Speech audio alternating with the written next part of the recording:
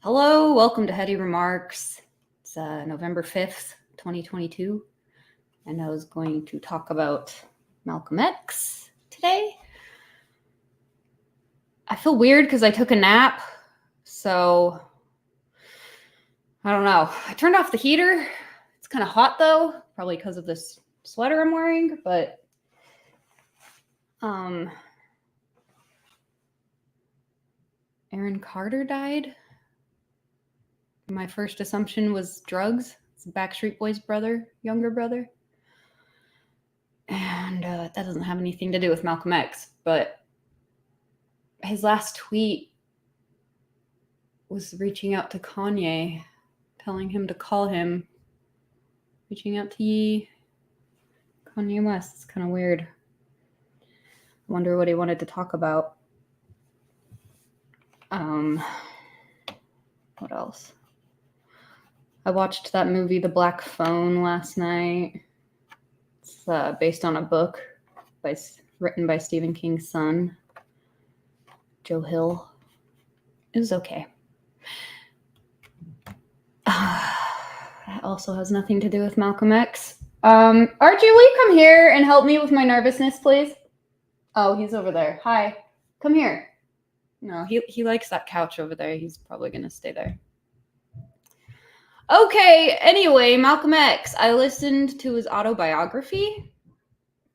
I watched the movie with Denzel Washington called Malcolm X. Good movie. I watched the Netflix series Who Killed Malcolm X. It was very interesting, actually. I don't usually watch Netflix much anymore these days, but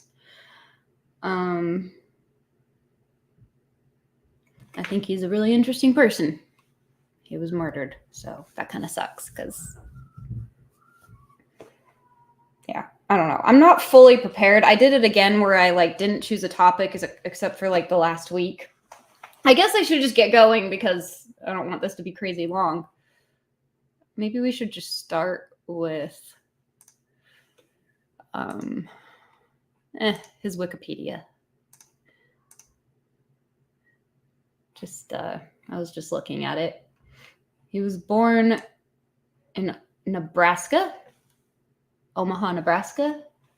And I guess he had been forced to move a couple. See, I wanted to get a little more into his father because his dad was a Baptist preacher of some sort, but he didn't have his own actual church that he preached at. He just sort of traveled about. He was a follower of Marcus Garvey. I don't really know a lot about him, but Malcolm X is, he was born Malcolm Little. He changed it to Malcolm X to sort of signify that, we don't know what my real last name is, and Little is the name I was given by white people. He really hated white people. I mean, maybe that's a strong statement. He seemed to kind of hate white people until he didn't. After he went to Mecca, he did a pilgrimage to Mecca because he was in prison for burglary. Okay, I'm already all over the place. Okay, how shall we go? He's born and he was forced to move a couple times as a kid, getting harassed by the Black Legion. I never even heard of that either. I've heard of the Ku Klux Klan, but I hadn't heard of the Black Legion. Forced to move a couple times. They burnt down their house at one point and probably murdered his father. His father was on a streetcar track, left there, and I guess run over, almost split in half. His father was a follower of Marcus Garvey. Maybe I should look up Marcus Garvey and see what he's about. Is he on here? Garvey. Oh, okay, here we go. I'll just open that.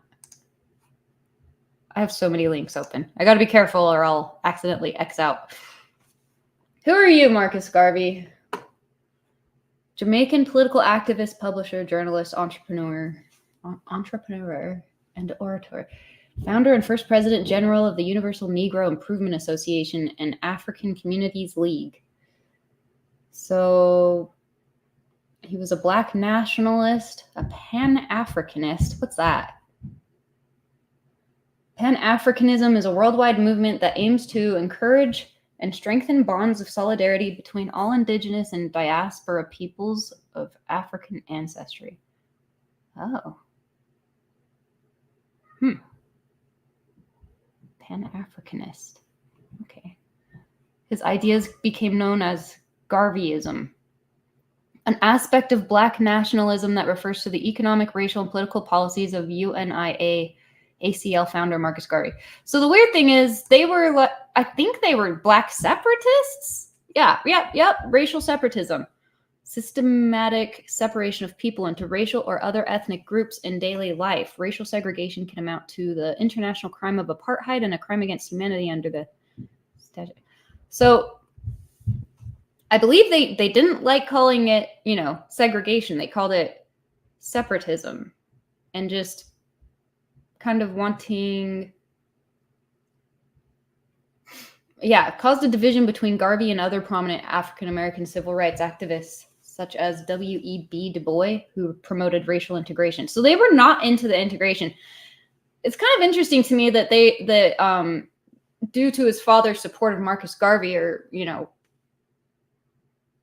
whatever he would say when he would go around and speak, you would think that the Ku Klux Klan would like that, the separatism. You would think they'd be like, oh, okay, well then, as you were. But I don't know. I guess they didn't. Why did I click that? Stems from the idea of racial solidarity, and it also implies that Black people should organize themselves on the basis of their common experience of oppression as a result of their race, culture, and African heritage. I just took a bath, so I'm like kind of dehydrated.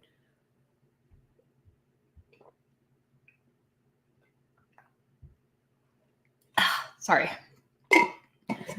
Needed water.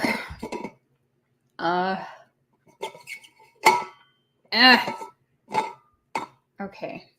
Oh, often seek to return to their original cultural homeland of Africa. I saw a video of Dave Chappelle. I just thought of that because Dave Chappelle, remember when he went back to Africa? He was talking about, sorry, I've been thinking about Kanye a lot because there's that trainer he had that was threatening to send him back to Zombieland forever and like basically institutionalize him again, he said. I don't know what kind of trainer has that kind of power to speak to someone who's like more famous and more influential than them, but. And then I saw this video of Dave Chappelle talking to Oprah, talking about how like people were trying to convince him that he was insane. And like following him around, or like they built a wall in his office and he was like, "What's with this wall?" And they're like, "Oh, they said that you wanted it." And Dave Chappelle's like, "No, I don't want to be walled in. I like hanging out and talking to people." I don't know. It's just sort of an interesting time right now. Like hearing about the weird shit going on with celebrities and like the people around them trying to fuck with them. Meow! Come here. You'll come on up then. You gonna come up? Hop up. He just stands there and meows at me. Okay. Anyway, you would think that they wouldn't mind that idea of returning. Like if you're a racist who doesn't want integration. Anyway, moving on. Oh. Weasel words. What is this? It says Garvey was a controversial figure. Talking about Marcus Garvey again. Some in the African diasporic community regarded him as a pretentious demagogue and were highly critical of his collaboration with white supremacists. Oh, weird. Oh, okay. Wait, hold on. Because at the end it says his collaboration with white supremacists, his violent rhetoric, and his prejudice against mixed race people and Jews. And then it says weasel words. What does that mean? Weasel. Like usually it says like citation needed or something. Like what weasel words? What does that mean? Can I click on it? I don't know. I've never seen that before. Weasel words are words and phrases aimed at creating an impression that something specific and meaningful has been said. when in fact only a vague or ambiguous claim has been communicated. Okay. Weasel words. Oh my goodness. This says, oh, I need to look more into this Marcus Garvey guy. This is interesting. Garvey launched various businesses in the U.S., including the Negro Factories Corporation and Negro World newspaper. Malcolm X also created a newspaper. It was called Muhammad Speaks, or maybe it was Elijah Speaks, because he was a follower of the Nation of Islam until he separated from them after issues. I need to go back to his childhood. I need to understand that better. I have a ton of articles pulled up, I'm sure. And then just recently, okay, these two men wrongfully convicted of killing Malcolm X are exonerated after 55 years. They just got like $35 million or something from, I don't know if it's the city or the NYPD or what, but I think they're legit innocent. I know there's a lot of actual murderers getting released right now because of stupid true crime podcasts and people like Kim Kardashian and that one guy who killed that Muslim guy who killed his Asian girlfriend. I'm sorry, I can't remember names right now. I feel really kind of weird, you know, after you take like a midday nap and then you're like, oh my God, and you know what I fell asleep watching? God, it was a waste of money. I rented a movie on Amazon. I wanted to rent the movie that the basketball player just got suspended for tweeting about. I wanted to see what it was because, you know, when it's the Streisand effect, try to suppress something, it makes you curious. But it was a waste of money. It was like kind of cheaply made. I still wanted to finish watching it though. But is it called Hebrews to Negroes? From Hebrews? That's hard to say. I don't even know what to say about all that. Like, I just re-listened to the chapter in Malcolm X's autobiography, it's chapter 11 on Audible, where he's like in prison asking if like he's like, what color was Paul? Like he thinks Paul was black, maybe. They think the original Hebrews were black, and I mean, like I can understand people saying they were like, you know, Middle Eastern looking ish. I have no idea though, I guess. Is it really that ridiculous? I don't know. Maybe it's not that ridiculous. I don't know if I necessarily care all that much what color those people were, but like Jesus, you know, and so he kind of believed he was black, I think. And yeah. Anyway, they got out of prison, so that's good, and they're gonna get a bunch of money. I think that's fine. They actually seem like they were innocent. They weren't even there. I need to go in order. I need to go back to the childhood. Let's see if there's an article that talks about his childhood. Nope. Nope.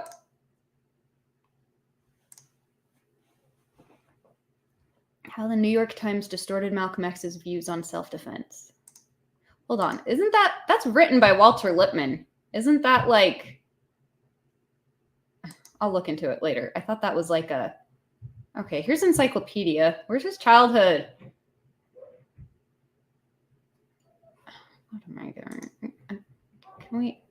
Okay, born in Omaha, Nebraska in his early years. Born May 19th, 1925. Murdered February 21st, 1965. By shotgun. And a couple other guns, but it was the shotgun that killed him. In front of like hundreds of people, I believe.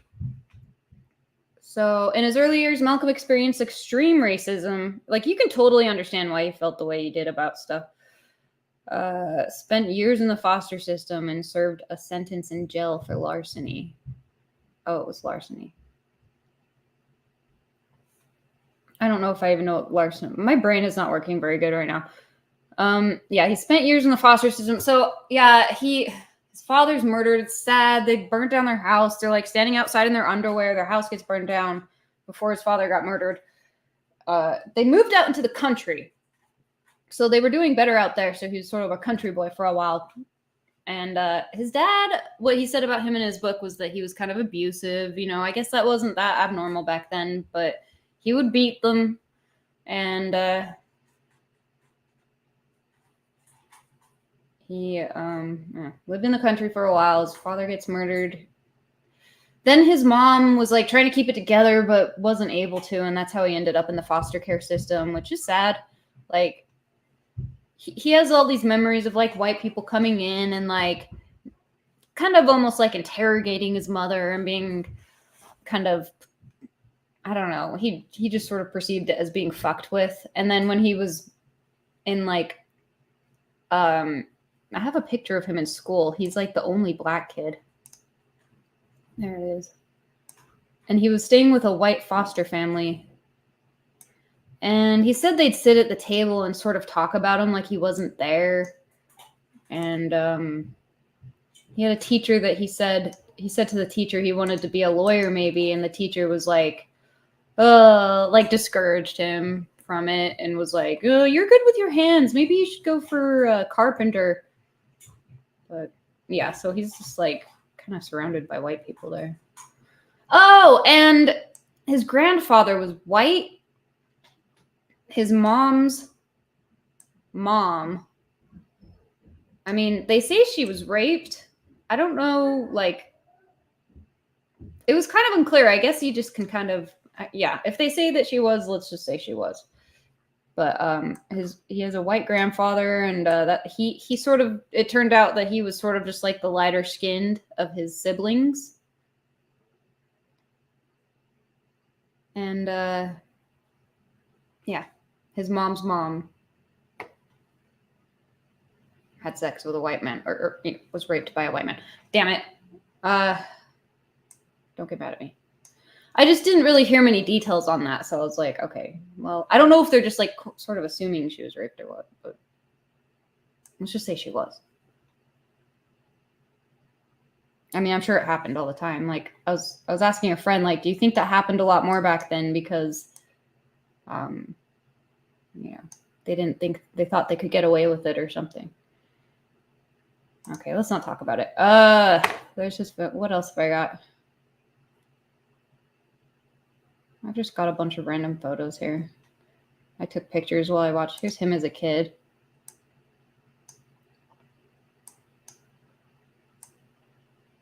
He was sent to multiple different foster homes. And experienced extreme racism. Spent years in the foster care system and served a sentence in jail for larceny and breaking and entering. While in jail, Malcolm joined the Nation of Islam, and after his release, he became the public face of the organization. He led countless demonstrations and spoke publicly, both nationally and internationally, with a focus on empowering Black people. Records at the National Archives related to Malcolm X includes Federal Bureau of Investigation FBI case files and recordings of his speeches and debates. He only met Martin Luther King once. I had a picture of that somewhere. Where is it? Is that it? Yep, there it is. He only met MLK Jr. once. They didn't really agree on how things should be, how they should go about things. He thought it was kind of lame to do the sit-ins and the peaceful stuff and get hosed down and dogs sicked on you and attacking you, and he just wasn't. He was like, I like him. Like, I really kind of understand him in a weird way. Like, I'm like, yeah, fuck that. Like, defend yourself. Where's that article talking about that? Let's see.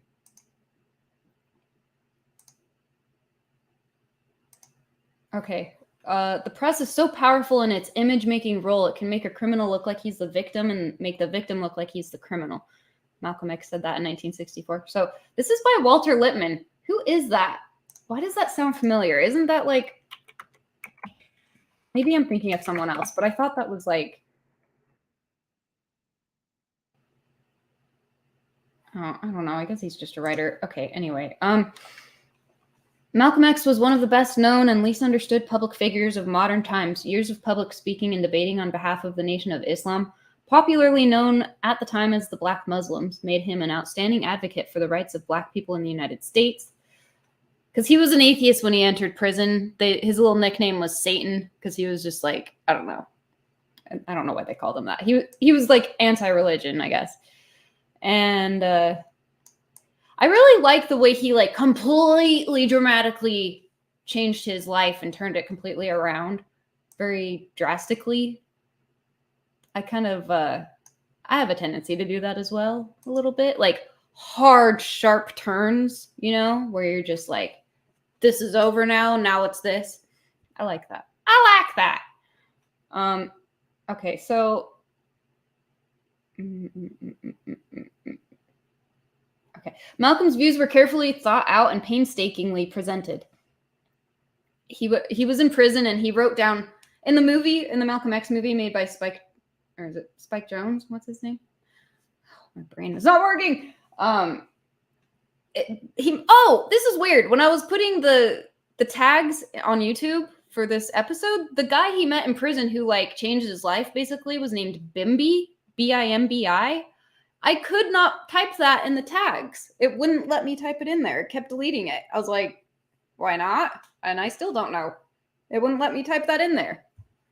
I couldn't put Bimby in the tags. I don't really understand why. Is that like a bad word or something? That was his nickname. It's the guy he met in prison who like commanded respect. And in the movie, he told him to write down the dictionary, but in his autobiography, it was Malcolm X himself who decided to do that because he dropped out of school in the 8th grade. So he was like upset that he couldn't find the words to describe like his thoughts that he was trying to express. Maybe I should do that. I have problems with that too. He eventually did the entire dictionary, and he wanted to improve his writing skill too, and his vocabulary and his ability just to write in a straight line, basically. So he got notebooks and just literally copied every single punctuation and every single thing, start to finish, the entire dictionary. So, okay, back to the article. They were carefully thought out and painstakingly presented. He was always conscious of the need to win over and educate his audiences. In Malcolm X, the man and his ideas, George Brightman explained that even as a member of the Nation of Islam and its leading public representative, the appeal to reason made Malcolm's approach quite different from that of the nation's leader, Elijah Muhammad, whose appeals were made to faith and authority. This was especially true on the issue of self-defense, or as it was called in the press, the issue of violence. Malcolm and the Nation of Islam were constantly accused of preaching violence or advocating violence or race war. Was this true? Was this what Malcolm spoke out for? What were his real views? Throughout his life, Malcolm was confronted with violence, beginning with the murder of his father by white racists. Violence would stalk him through his years in the criminal underworld of Harlem and later during his years as a minister of the Nation of Islam, when he witnessed repeated attacks on Black people. When the local Muslim mosque was attacked by the Los Angeles Police Department in 1962, Malcolm was assigned to organize the nation's public response. His life ended in violence when an assassin's bullet struck him down as he began to address an indoor political meeting. From the need to simply survive as an individual through his developing consciousness of the need for a full program to solve the problems of Black people, Malcolm prepared himself to meet and to stop violence through self-defense. The concern for self-defense against socially originated violence is clearly shown in the autobiography, where we find Malcolm preparing to defend himself on a number of different occasions and in a number of different circumstances. After joining the Nation of Islam, when Malcolm became a public figure, he learned to spell out the need for self-defense explicitly, as in this 1960 statement. We are never aggressors. We will not attack anyone. We strive for peaceful relationships with everyone. But we teach our people that if anyone attacks you, lay down your life. Every Muslim is taught never to initiate a fight, respect another man's life, rights, whether he is black or whether he is white, black, brown, yellow, or whatnot. Respect him as a man. Do unto others as you would have them do unto you. Never be the aggressor. Never look for trouble. But if any man molests you, may Allah bless you. The above quotation, crystal clear, was available to anyone looking for the truth in the widely circulated book, The Black Muslims in America by C. Eric Lincoln, published in 1961. It was reviewed in the New York Times book review section on April 23, 1962. If the record was not clear from the above quotation, another appeared in Louis E. Lomax's book, When the Word is Given, A Study of the Nation of Islam, was written in 1963, and that appeared in early 1964. Lomax, it is suggested also that your movement preaches violence. Malcolm X, man, I really wish he didn't get murdered. I would have loved to see, he could still be alive, I guess, now, right? Would have been cool to see his take on stuff right now, you know? Really would have been. Okay. I'll say it is suggested that your movement preaches violence, and Malcolm X said, "No, sir. The black people of this country have been victims of violence at the hands of the white man for 400 years, and following the ignorant Negro preachers, we have thought that it was godlike to turn the other cheek to the brute that was brutalizing us. The Honorable Elijah Muhammad is teaching black people in this country that just as the white man and every other person on this earth has God-given rights, natural rights, civil rights, any kind of rights that you can think of when it comes to defending himself, black people, we should have the right to defend ourselves also. And because the Honorable Elijah Muhammad makes black people brave enough men to defend ourselves no matter what the odds are, the white man runs around here with a doctrine that Mr. Muhammad is advocating violence when he is actually telling Negroes to defend themselves against violence." Okay, we get it. He's talking about self-defense, all right? And they try to make it sound like he's like, violence. Prior to 1963, coverage of the Nation of Islam in the New York Times was sporadic at best. Its attitude toward self-defense or toward violence was not discussed. In 1963 was a turning point in the liberation struggle of black people in the United States, marked by an increasing militancy, a rejection of tokenism, and gradualism. I've had like some, where is it? Amazon pulled up, and it was like, maybe we should listen to some of the stuff he said. It's like, it's him talking with just like, am I allowed to? I hope I'm allowed to. I don't know. I don't know what this is. I just pulled it up. I think it's him talking. White liberals. Black United. I don't know. I thought maybe there would be something here. Maybe I should go back to the article. Damn it. Sorry. Oh, God. Where was it?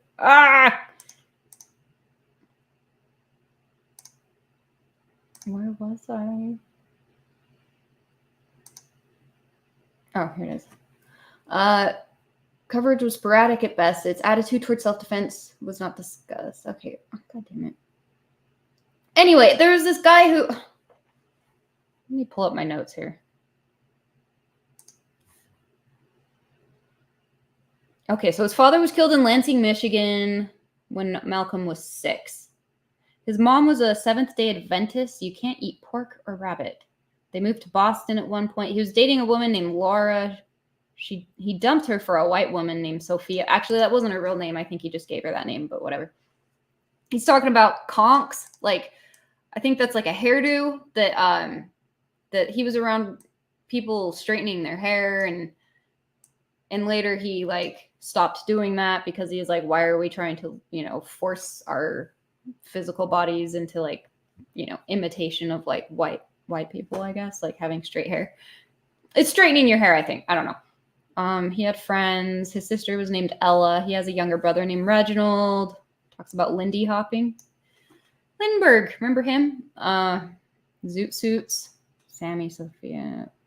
Oh yeah, he was doing he knew a guy named Wes Indy and Archie. I don't know. You could just watch the movie. This is all in the movie. It's a pretty good movie. It leaves stuff out, but he didn't want to get drafted. 4F card means he won't get drafted. He would act crazy on purpose when they would try to interview him so that he wouldn't get drafted. Okay, yeah. Bimby in prison. Commands respect with his words. He's nicknamed Satan in prison. Chapter 11, that one I reviewed, it was like, he was talking about how history had been whitened. And it mentions how Ethiopia is the longest running black civilization. He said something about how Schopenhauer, Kant, and Nietzsche are like, they laid the groundwork for Nazi ideology. And he felt that they just argued about useless things. He mentioned Spinoza, a black Spanish Jew, excommunicated for pantheism. And the Jewish people did like a ceremony that was basically like pronouncing him dead because he's like dead to them, I guess, because pantheism is like where you think that God is in everything. I kind of feel like that, but I don't know. I don't know what I'm doing. I don't know where to go from here. So like when he was murdered, there were 3 men arrested and 2 weren't even in the ballroom that day. So those two are the ones that got released just recently. I kind of want to vape for a minute, so maybe I'll just listen to something. Where is it? Let's just listen to him for a minute, okay? I'm sorry. I'm all over the place. I'm sorry. Let's just listen to this. Can you hear it? Tell me if you can hear it. I'm going to hit play. I have to unmute it. Oh, no. It says to update Chrome. Damn it.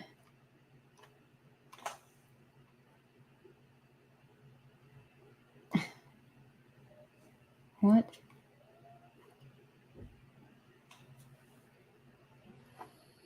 Okay, never mind. We'll just go to this. Hold on. I have to actually share it. Duh. I'm sorry. Being dumb. I just feel weird because I took a nap.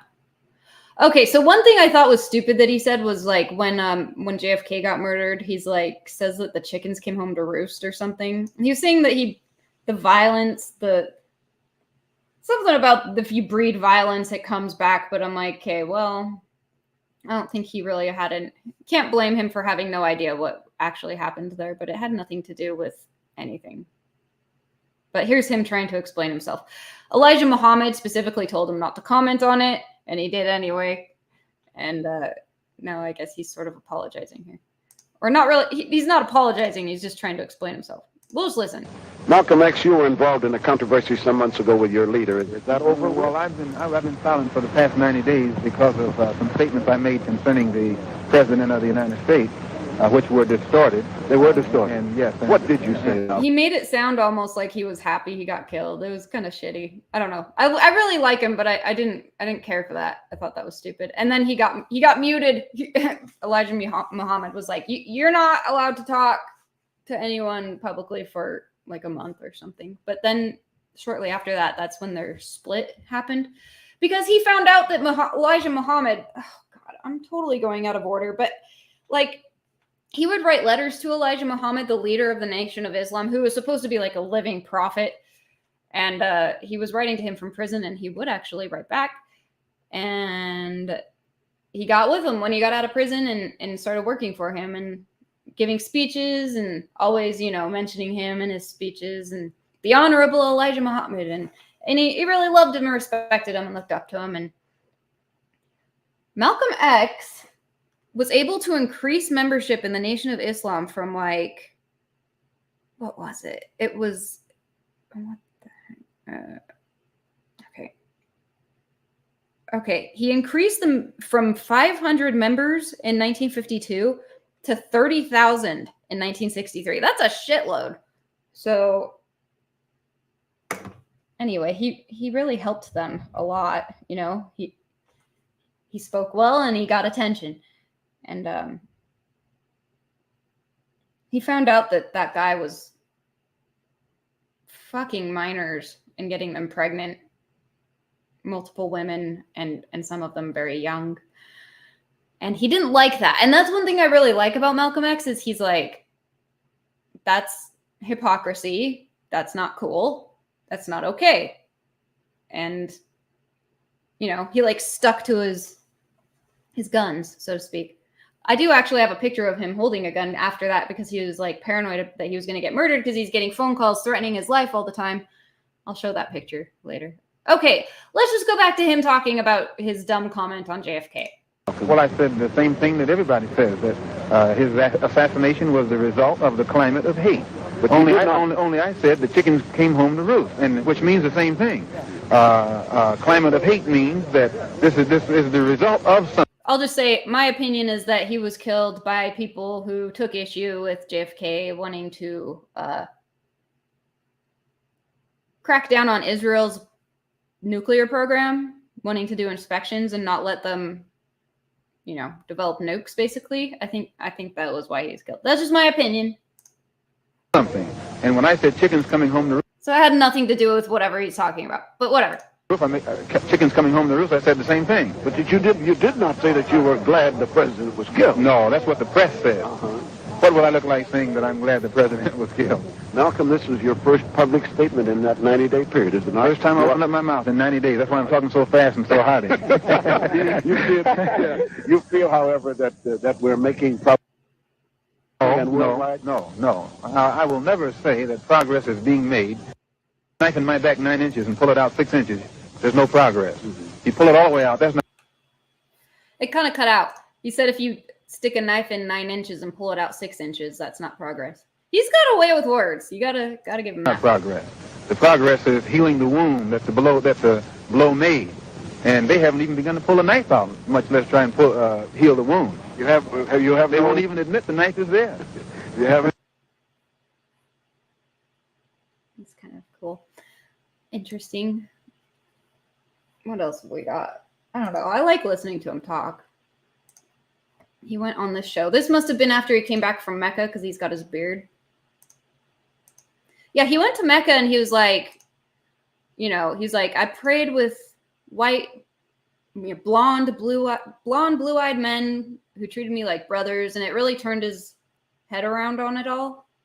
It was kind of depressing hearing him like shit on white people so much throughout the book. It's just like kind of discouraging. Like, okay, like it's true. I get it. Like shitty shit was happening. Yes, but I don't know. And then he after he came back, he's like, I no longer make sweeping statements about an entire race. And after that, he just would go off on like white racists, as I guess he called them. But instead of, because he started thinking just like all white people were like the devil and evil and like, I don't know. He went really hard on them. They needed it, maybe. I don't know. Negro leader Malcolm X. Oh, when he was in Mecca, they were like, they didn't like him referring to black people as Negroes for some reason. They didn't like that.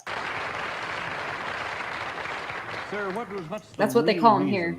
Or they did. Split? Is it merely ideological or is it personality? What else? Back then. Probably personality. It was not the statement that originally was given by the movement when we split. More personality than anything else. You've called people like Martin Luther King, who just got a Nobel Peace Prize, an Uncle Tom. Is this correct? First? Well, I'd rather say that in the States, there's a law that has recently been passed, or a decision handed down by the court, wherein if you call someone an Uncle Tom, they can sue you for libel. Well, so I never refer to them as Uncle Tom. I would say that Uncle Martin is my friend. Uncle Martin is your friend, yet you would disagree with his approach to Martin Luther King was killed 3 years later. It kind of reminds me of JFK, RFK, I gotta say, just with the timing. I don't know who killed him. He wants to accomplish. I'm wasting too much time. Holy shit. I wanted to get into his what the murder. black man in America needs to completely eliminate the problem that we have, I would say well and good. But I very much doubt that anyone who adopts the approach that Martin Luther King has been teaching to our people in that country can point to any meaningful gains that has actually served to solve the problem. Black Muslims have sometimes, whether you have or not, and I think probably you have sometimes, it seemed to me, been preaching hate to meet hate. I don't advocate any kind of hate. But there's a lot of talk that sounds very much like it. No, I think that the guilt complex of the American white... I don't think he was particularly hateful. Like, he just was firm. He was like, no. Like, that's not enough. You're not understanding. He just wasn't going to put up with any shit. He was like, he was really inspiring to people, like, to, like, be a man and, like, stand up for yourself and don't take any more of this shit.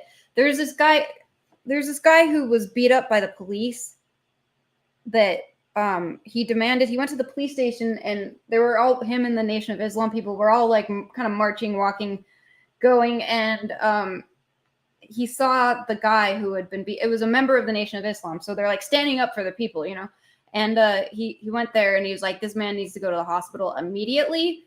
So they were like, oh, okay, and took him. And he and all the people that were with him walked all the way to the hospital, and people were just joining them as they were walking, just seeing them walking by, and they're like, oh, where are they going? Let's go with them. And standing outside there and just demanding, making a show of like, you better take care of this guy. And he was able to just be like, okay, we can go, and like get everyone to go when it was time to go. And it was alarming to the authorities because, someone commented, no one man should have that much power. Like, I can see why, he was being spied on by the FBI. His phone was tapped. They were listening to him from like 8 a.m. until 10 p.m. But they were listening to Elijah Muhammad 24 hours a day.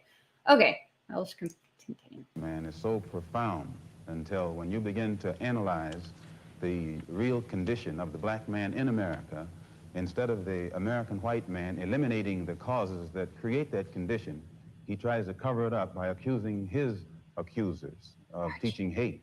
But actually, they're just exposing him for being responsible for what exists. Well, that's something of an argument, but I've heard speeches made by some of the people of your group. I think I've heard you make speeches. It seemed to me that you were advocating what I would have to describe, I think, as violence to meet the serious injuries that have been done your people, with which I totally agree. I don't call that violence. I don't in any way encourage black people to go out and initiate acts of aggression indiscriminately against whites.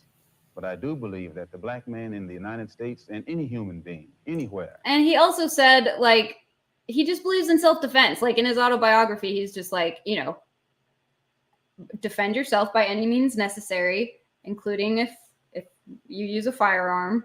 And he said the same goes for white people. Like, if black people are attacking white people, they should defend themselves by any means necessary. So, yeah, he wasn't... They kind of made up shit about him a lot, made it sound more extreme than it really was, the stuff he was saying. Is well within his right to do whatever is necessary, by any means necessary, to protect his life and property, especially in a country where the federal government itself has proven that it is either unable or unwilling to protect the lives and property of those human beings. Just before Pierre takes it, you've got a pretty good fighter and the world's heavyweight champion lined up with you to help out. Yes, Pierre. Well, Mr. X, I guess I call you that. Is Mr. that X. proper appellation, Yes. Mr. X? I'm wondering if you still believe, as I think you certainly did at the time you were allied to the Black Muslim movement, in a segregated black nation in North America. I don't believe in any form of segregation or any form of racism. I'm against any form of segregation and against racism. Am I right in saying that the Black Muslim movement, which you have left, did believe in that? Well, Elijah Muhammad taught his followers that the only solution was a separate state for black people. And as long as I thought he genuinely believed that himself, I believed in him and believed in his solution.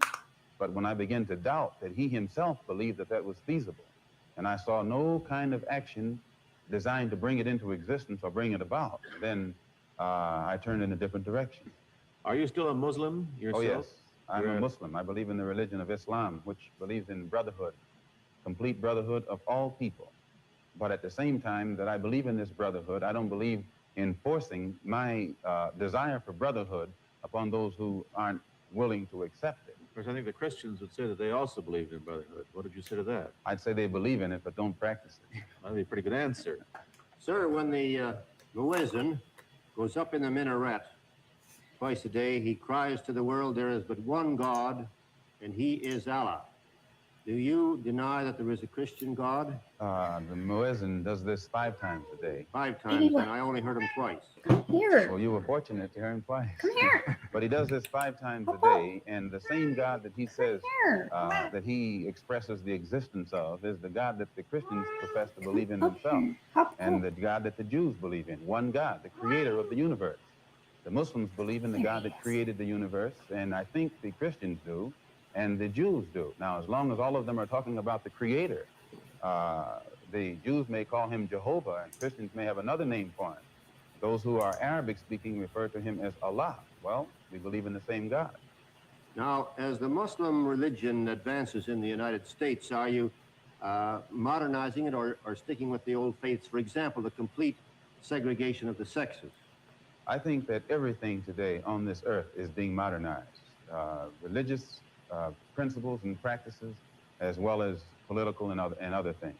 Now, when you went to Mecca, this is a very sacred and forbidden city. I tried to get to Mecca myself and certainly didn't make it, not being a Muslim. But how would they accept you as one? You're an American. There are few American Muslims. This is true, and by being an American and not having not being able to speak the Arabic language, I did strike a snag, a very serious snag, but I was fortunate to have been pretty well known by the officials in Arabia, and they knew too that I had accepted Orthodox Islam. It had been highly publicized in the paper, and I became a guest of the state. I was a guest of Prince Faisal, the present King Faisal, and they made it possible for me to go before the committee, Hajj committee or Hajj court, who examines you and asks you questions about your belief, and if you pass it, then you are okay to go to Mecca. But it's You would true. have to have a translator then. I had one. Then realizing that our problem in America, that we are black Americans, and we have a problem that goes beyond religion, we formed a group known as the Organization of Afro-American Unity. And the objective of this organization, it's non-religious, number one. Any Negro can belong to it. And the objective of that organization is to bring about a condition that will guarantee respect and recognition of the 22 million black Americans as human beings. We feel that the problem, number one... He would say, like, he's not really big on civil rights. He's like, we need human rights before we can really get civil rights or something. ...of the black man in America is beyond America's ability to solve. It's a human problem, not an American problem or a Negro problem. And as a human problem or a world problem, we feel that it should be taken out of the jurisdiction of the United States government and the United States courts and taken into the United Nations in the same manner that the problems of the black man in South Africa, Angola, and other parts of the world, and even the way they're trying to bring the problems of the Jews in Russia into the United Nations because of violation of human rights.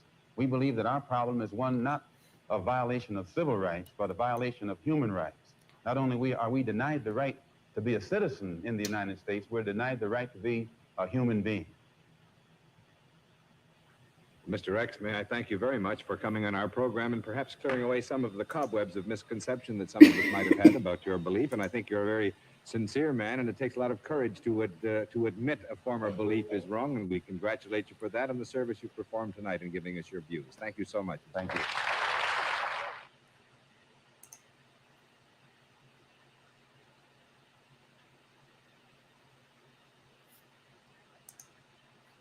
This looks interesting. ADL denounces anti-Semitic memorial in Harlem school for Malcolm X. Okay, so yeah, he was accused of being anti-Semitic. He's one of those. There's a lot of that going on right now, in case you noticed. Black people. It's kind of interesting. They're not allowed to talk about it. An anti-defamation league official has accused New York City school and police officials and the Ford Foundation of abdicating their responsibilities and allowing an indecent kill whitey and anti-Semitic performance at a memorial meeting for a slain militant black leader at a public school in Harlem. This is, I didn't read a lot of these yet. When was this written? February 26, 1968. Huh. The charge was made by David A. Schultz, chairman of the New York board of the ADL. He referred to a performance at Intermediate School 201 where the City Board of Education is conducting an experiment with Ford Foundation help in decentralizing public school administration. The ADL official said that what may be a valuable educational experiment was being subverted by those with authority giving tacit consent to anarchy. The memorialized leader was Malcolm X. He declared it was shocking that the superintendent of school... Hold on, is this really from 1968? I don't know. Shocking that the superintendent of schools, with his previous knowledge of the racist and anti-Semitic fulminations of Leroy Jones, the African American Teachers Association, and Herman B. Ferguson, who is under indictment on a charge of conspiring to murder moderate Negro leaders. Okay, yeah, it is from 1968. Permitted use of the school building during school hours for spewing forth such venom. They still talk like that. That's how they talk about the stuff Kanye has been saying. They have their ways of describing, you know, they'll call it a rant. They'll call it a rant or tirade, spewing venom. He also, it's like, yeah, or you could just like let people say what they want to say. And, you know, he also denounced an assistant chief inspector of the city police department for allowing himself to be barred from the memorial meeting. The ADL official added he was confident that the Kill Whitey theme and the anti-Semitism of the program reflect the views of a minuscule sector. I don't know anything about, I don't know. I'm going to X out of that. Sorry. I don't know. Oh, I'm not doing very good. I'm like not going in order at all.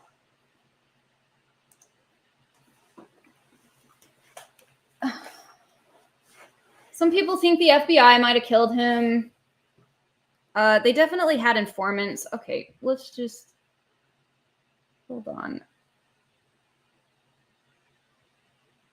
Here's the quote. This is the full quote someone was able to find for me. I was having trouble from when JFK was killed. Malcolm X said, President Kennedy never foresaw that the chickens would come home to roost so soon. Being an old farm boy myself, chickens coming home to roost never did make me sad. They always made me glad. Okay, yeah, so that's why it kind of sounded like he was saying he was glad that he died, but that's what his answer was when he was asked how he felt about John F. Kennedy's assassination at a press conference, December 1st, 1963. And then later he says, it was as I saw a case of the chickens coming home to roost. I said that the hate in white men had not stopped with the killing of defenseless black people, but that hate allowed to spread unchecked had finally struck down this country's chief magistrate. And that's from his autobiography. What else? Okay, so this is, that's him after he got shot. Sorry. Warning about violence. Okay, I really like this picture. It's interesting because this guy is giving him mouth to mouth, right? Crap. And he was, I wasn't able to really figure out if he was an informant. He was a cop. They referred to him as a cop. So I don't know if he was like NYPD undercover or if he was FBI. It could have been that they were working on behalf of the FBI or something. I should have known this sooner. I'm sorry. But I think I have his name somewhere.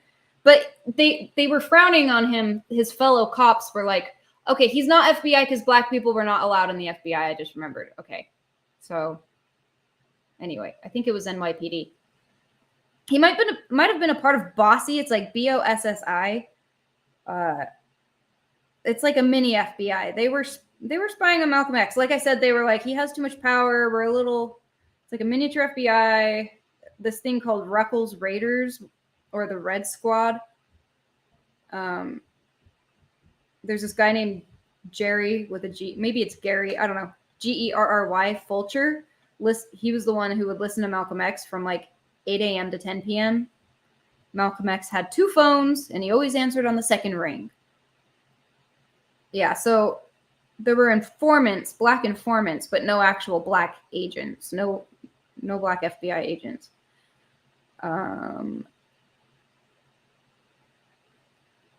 There is one guy who was arrested who for sure was guilty because where's the guy? This guy giving him mouth to mouth is the same guy who hit the Thomas Hagen with a chair as he was trying to run out. So he was like giving his speech and someone creates a distraction. He's like, get your hand out of my pocket, N-word. And distracted everyone so that Hagen could go up and like shoot him with the shotgun, a sawed-off shotgun. And then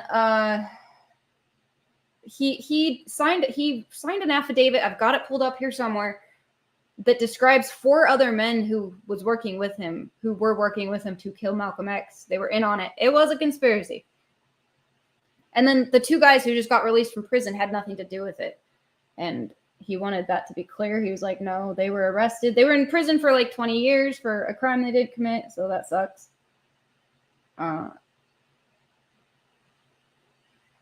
Yeah. February 20th, 1965, Malcolm X spends the night before in a Hilton hotel. He was awakened that morning by a threatening phone call. They wanted him to know that they knew where he was. His house earlier that week had been firebombed. Some people accuse Malcolm X of doing that to himself. I really don't think he would do that. It's not really like his style, in my opinion, to be a faker. He just wasn't a phony or a fake.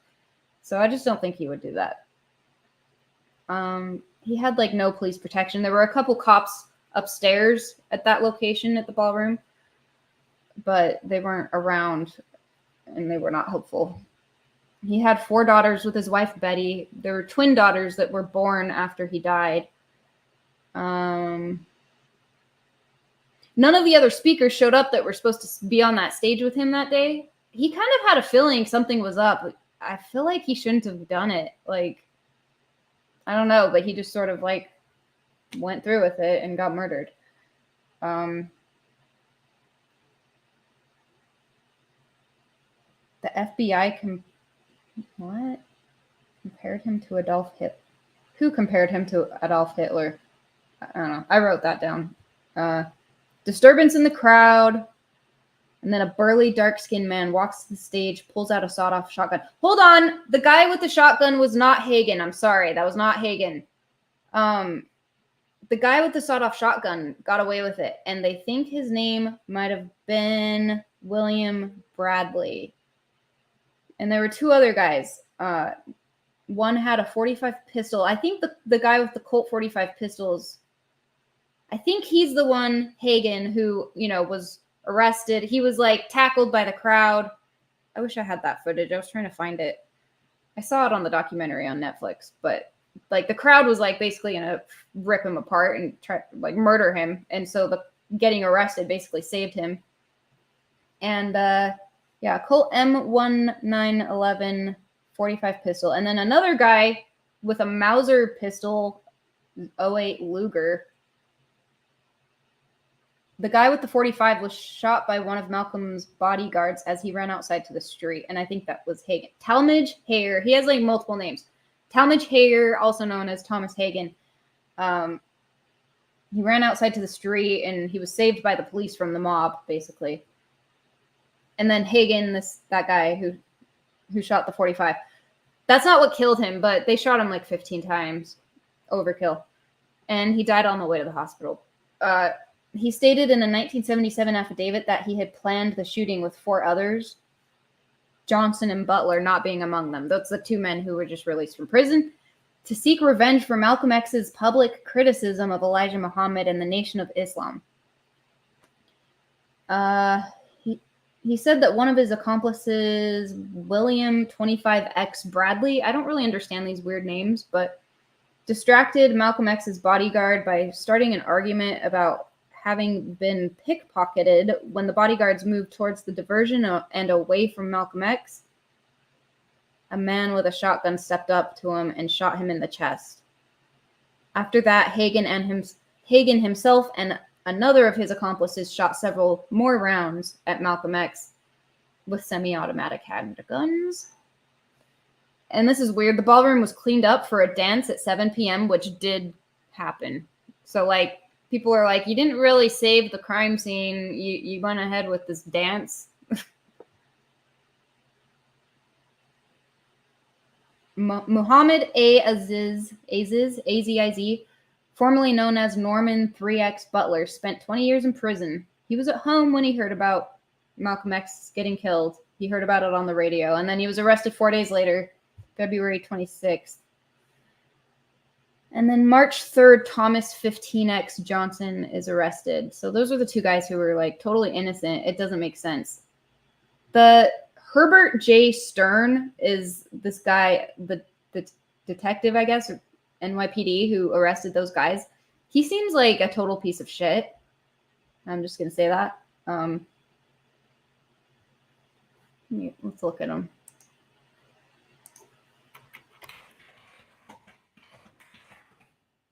I don't understand why they arrested those 2 guys at all.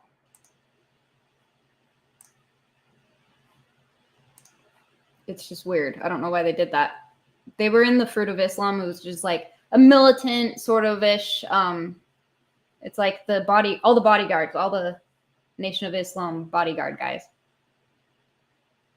So this is a guy, I saw him on the documentary. He's a trial lawyer with a national practice, and who cares? Earlier in his career, Stern served as a United States District Judge. Well, what the hell? He was a cop.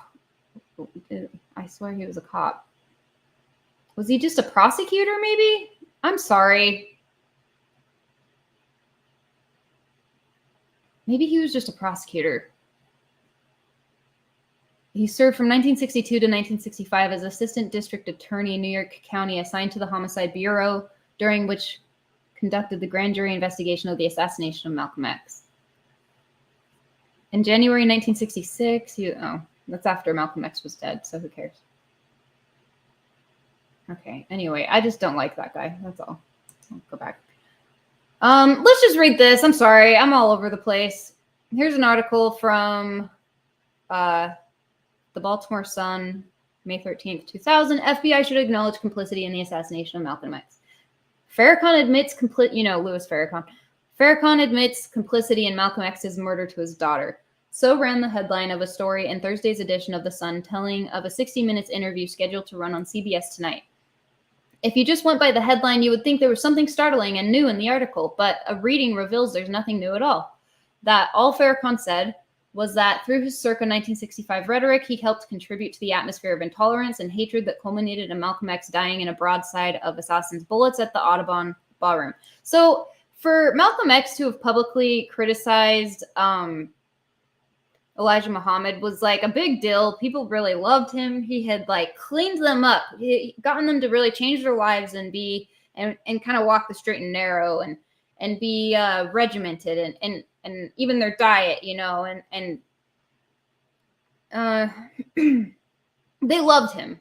Like I said, they thought he was a living prophet. So it was a big deal for him to criticize him. I have a video of him criticizing him, I think. Oh, let's X out of that. I've got it somewhere.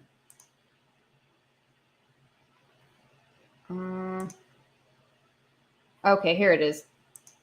So, but Elijah Muhammad told them to leave him alone. That was the order, was leave Malcolm X alone. So I don't know who killed him.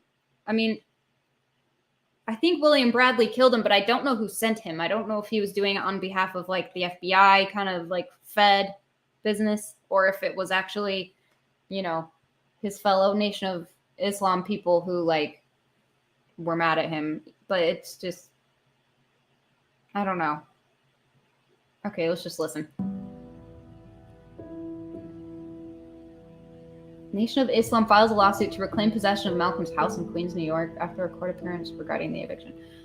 Is it going to let me play this? I had stated in a newspaper article about an effort to take my life back in January, and at that time the Muslims denied it. Why are they threatening your life? Well, primarily because they're afraid that I will tell the real reason that that I'm out of the Black Muslim movement, which I never told. I kept to myself. But the real reason is that Elijah Muhammad, the head of the movement, is the father of 8 children by 6 different teenage girls. It's the father of 8 children by 6 different teenage girls who were his private personal secretary. And he spilled the beans. The one who first made me aware of this was Wallace Muhammad, Mr. Muhammad's son. And it was their fear that if I remained in the Black Muslim movement, and this came into the knowledge of his followers, that they would leave him and follow me. There were a lot of guys in the Nation of Islam who were jealous of him. I had a picture of one of them. He was jelly. Where is he? That's Malcolm X as a kid. I'll X out of that. There's his school photo. I'll X out of that. There it is again. I'll X out of that. Okay, I'll just show this. This is when he was paranoid about... Oh, crap. God damn it. Was set in motion. I keep clicking on the wrong things. I'm sorry. Okay, let's try that again. He was paranoid about getting murdered. So this is him. He's got his finger on the trigger. That's not very good discipline. He's ready to go. I just think it's a cool picture for some reason, though. I like him in his suit with his gun. Peeking out the windows. It's sad. He met his wife, Betty, at a mosque. Okay, here's the jelly guy. James 3X Shabazz, former minister of Nation of Islam Mosque number 25. Yeah, the people who killed him were from that mosque. I don't know. Anyway, I'll just continue here. Down, put me out. He got a lot of attention, and some people were jealous. The statement that I made about Kennedy was used as a pretext to take me down. Did you get out of the... What will you take to protect yourself from this threat? I take no steps. I have a rifle. If anybody comes to my house without a good reason, I intend to try and use it, and that's all. Well, that's him spilling the beans on Elijah Muhammad, which may have endangered his life even further. The enduring mystery of Malcolm X's assassination.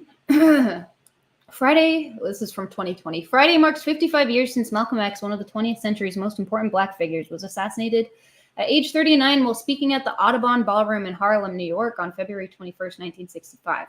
In the more than half a century since, what happened that day has remained the subject of debate.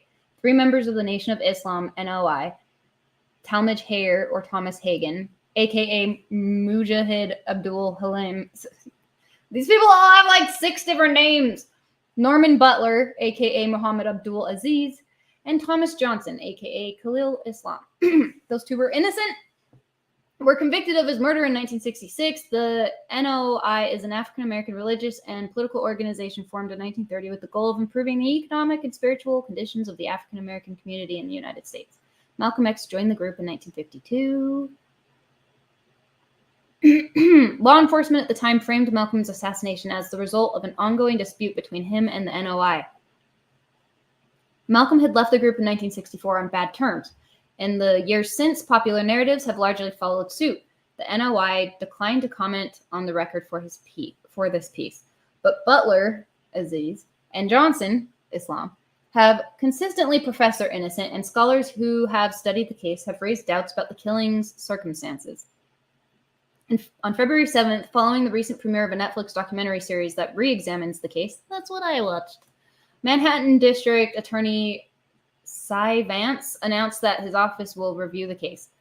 Who was Malcolm X? Malcolm X was born in Omaha but moved around the country during his early years. His father died when Malcolm was 6 years old, and while the death was ruled to be a streetcar accident, it's believed by historians that he was killed by members of the Ku Klux Klan.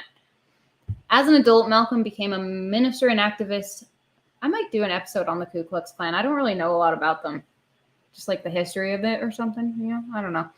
As an adult, Malcolm became a minister and activist for the African-American community, known for his strong beliefs in Black self-determination and empowerment.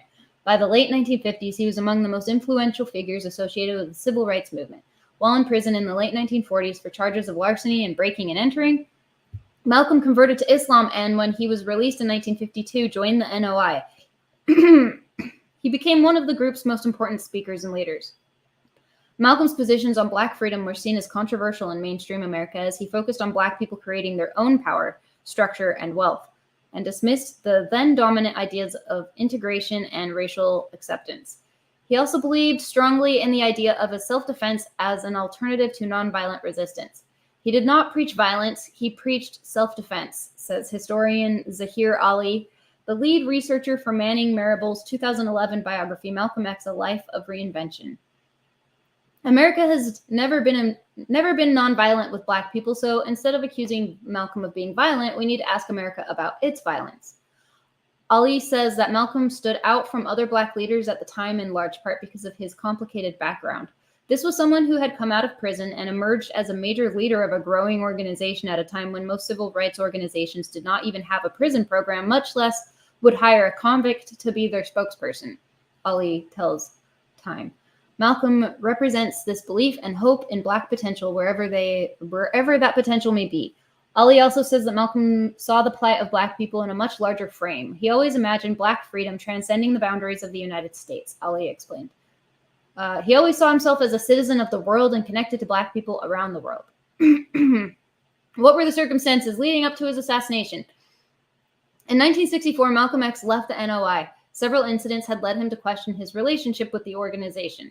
Malcolm had become uncomfortable with NOI leader Elijah Muhammad's extramarital affairs, according to Malcolm X, A Life of Reinvention, and strongly disagreed with the NOI's decision not to respond to acts of violence against Muslims at the hands of the Los Angeles Police Department. Oh yeah, his wife said that was the only time she saw him cry was because this guy named Ronald Stokes, who he had known since he was like a kid, was killed.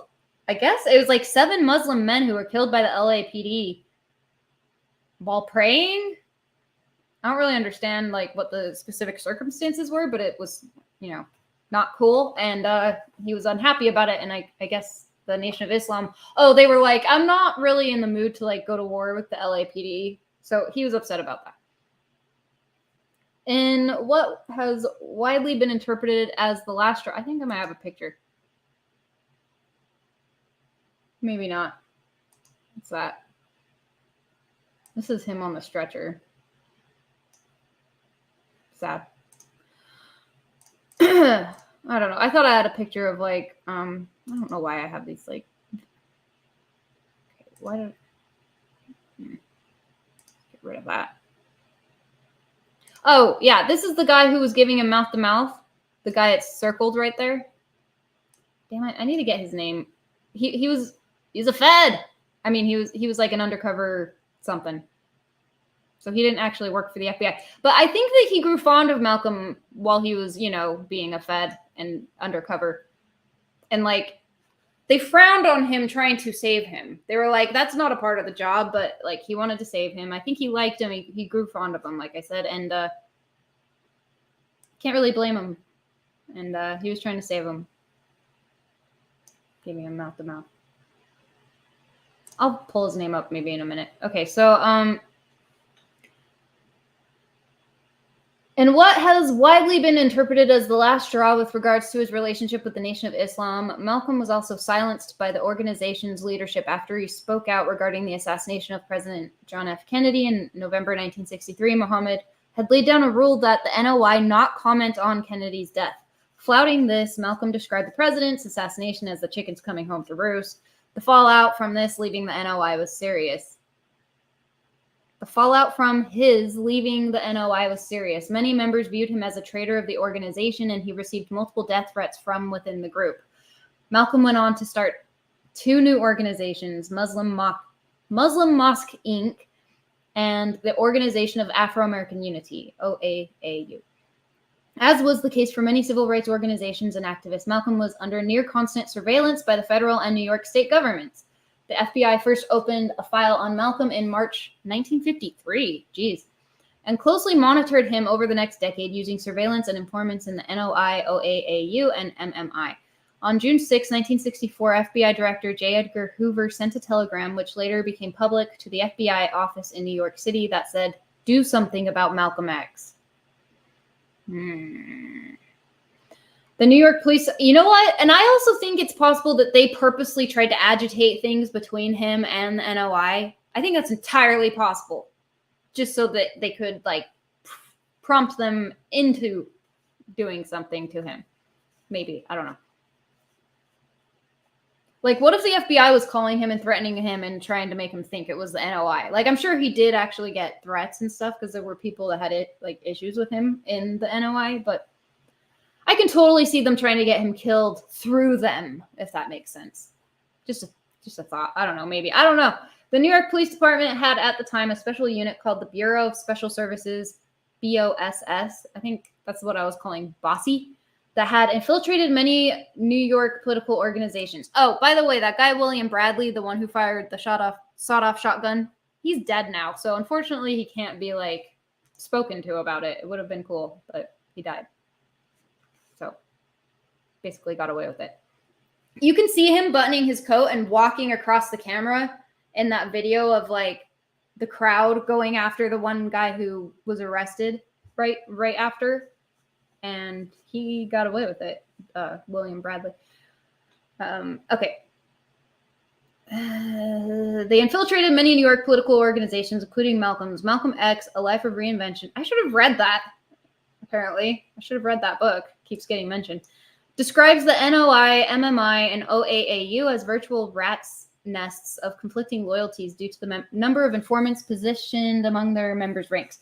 Law enforcement agencies saw him as a threat, Ali says. They worked to undermine his efforts to create and exacerbate conflict and really, yeah, that's what I was just saying, and really hastened the circumstances that would lead to his death. He only had like $120 at the time that he died. His house had been burnt down. This is him with like the only clothes that he owned.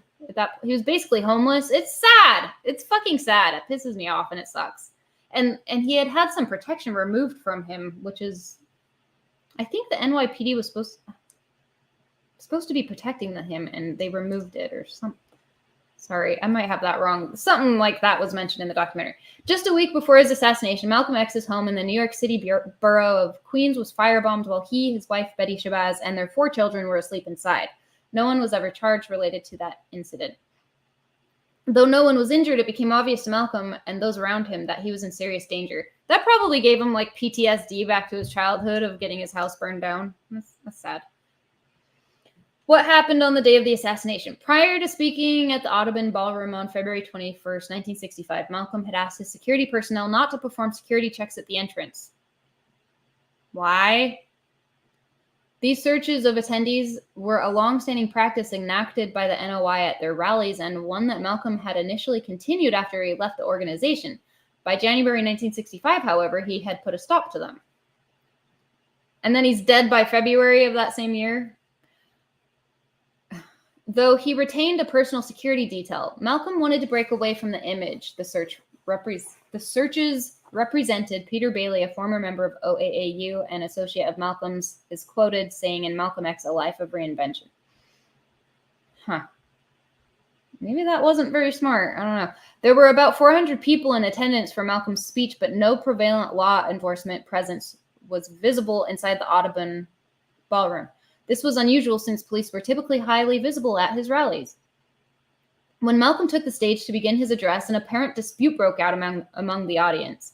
As Malcolm and his security team tried to calm the commotion, and that was totally staged, I'm pretty sure, an individual ran onto the stage, approached Malcolm, and shot him. 2 other people then ran up to the stage and fired as well. Malcolm was shot a total of 21 times. Oh, I thought it was 15. Jesus, 21. What happened with the investigation into Malcolm X's assassination? Talmadge Hayer was shot in the leg by a bodyguard and apprehended by members of the crowd as he tried to escape before police arrived. The other 2 suspects, Butler and Johnson, were arrested a week later after witnesses allegedly identified them as being the other gunmen. Yeah, that's bullshit. Butler and Johnson were prominent members of the Harlem Nation of Islam. The NYPD's narrative was that the Nation of Islam killed Malcolm, Ali says. They thought this was just some small-time crime between 2 rivals. However, during the ensuing trial, both Johnson and Butler maintained their innocence. Hayer admitted to being a part of the plan to assassinate Malcolm, but testified that Johnson and Butler were not involved, according to a New York Times article from March 1st, 1966. At the time of the trial, Hayer did not name any other culprits. There was no evidence linking Butler or Johnson to the crime. Oh, hello! Knox. This era certainly allowed a whole new perspective to surface. I wonder, though, if he wasn't assassinated and lived to an old age, if his and King's influence would have been so revered. I don't know. Yeah, I was just saying earlier, I really would have liked to see like what his take would be on current events right now. There's no saying, I guess. I mean, I'm not going to say he wanted to get killed. It just, but he like seemed to know he was going to die. There's this article here that's like, shit. You know what? I'll just I'm going to lose my place if I go around too much. So I'll just finish this and X out so I'll have less millions open. But yeah, he like knew he was going to get killed. So you would think that he would have more security. He had all these kids and how old was he? I forget. Hold on. He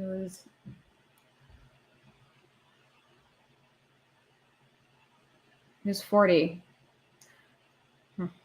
Okay, so Butler even had an alibi for the time of the murder. He was at home resting after injuring his leg. A doctor who had treated him took the stand during the trial. Nonetheless, all 3 men were found guilty in 1966 and sentenced to life in prison. Liz Mazzucci, the former chief researcher on the Malcolm X Project, which is part of the Columbia University Center for Contemporary Black History, says law enforcement did not investigate the case thoroughly. The scene of the crime was processed so quickly, for example, that a dance party happened at the Audubon Ballroom just hours after the shooting. It seemed convenient to pin the murder charge on Butler and Johnson, Mazzucci tells Time, even though they didn't quite fit the story shared with the police through eyewitness reports and FBI informants. This is Talmadge Hayer in the hospital after the killing of Malcolm X on February 21st, 1965.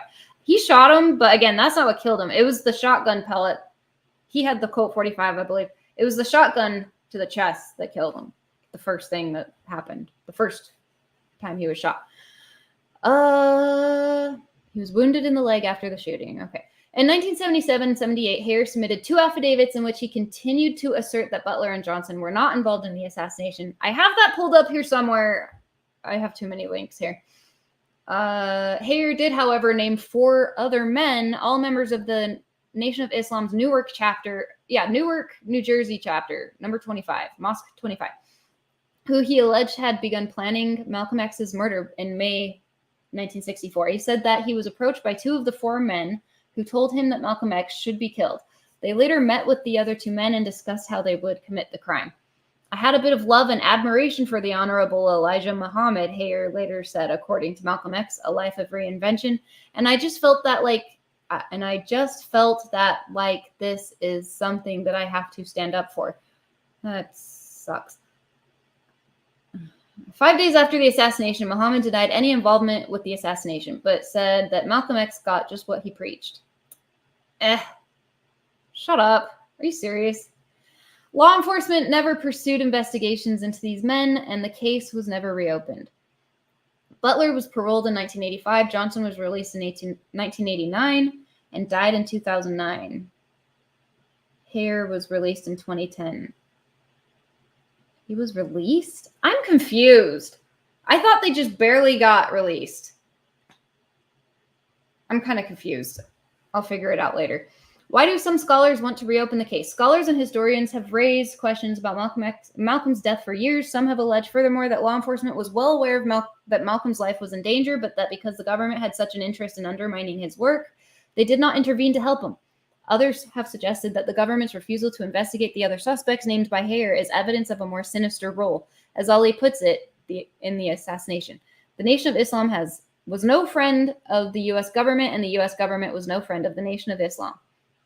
Ali says. So the question has to be put on the table. Why would the U.S. government not pursue all viable leads into who was actually responsible for Malcolm's assassination? Garrett Filber, an African-American history professor at the University of Mississippi, agrees that the government's potential role in the assassination is worth investigating. The narrative that the assassination was an internal gang feud traffics in this racist black-on-black violence trope that gets played out over and over, and the state gets to be off the hook. Okay, well, it's not really a trope, but I mean, maybe it is. I don't know. There is a black-on-black violence problem, but yeah, maybe it's because they're agitated into it. Knox says, actions taken by Malcolm X had inevitable consequences. That's all I meant. I think he made those comments and many others inviting the possibility of death, knowing its impact would live on. Yeah, maybe. I mean, I know he was also really stubborn, so he's kind of like, I don't give a fuck. I'm going to say what I want to say, regardless of the danger it could put me in, which I respect, you know? The NYPD's Boss investigation file on Malcolm X officially ends in 1964. Felber argues, however, that it's inconceivable that they stopped following that year, as Malcolm was still a very active figure. Mizuchi adds that the NYPD must release all their records in order for the case to be properly reviewed.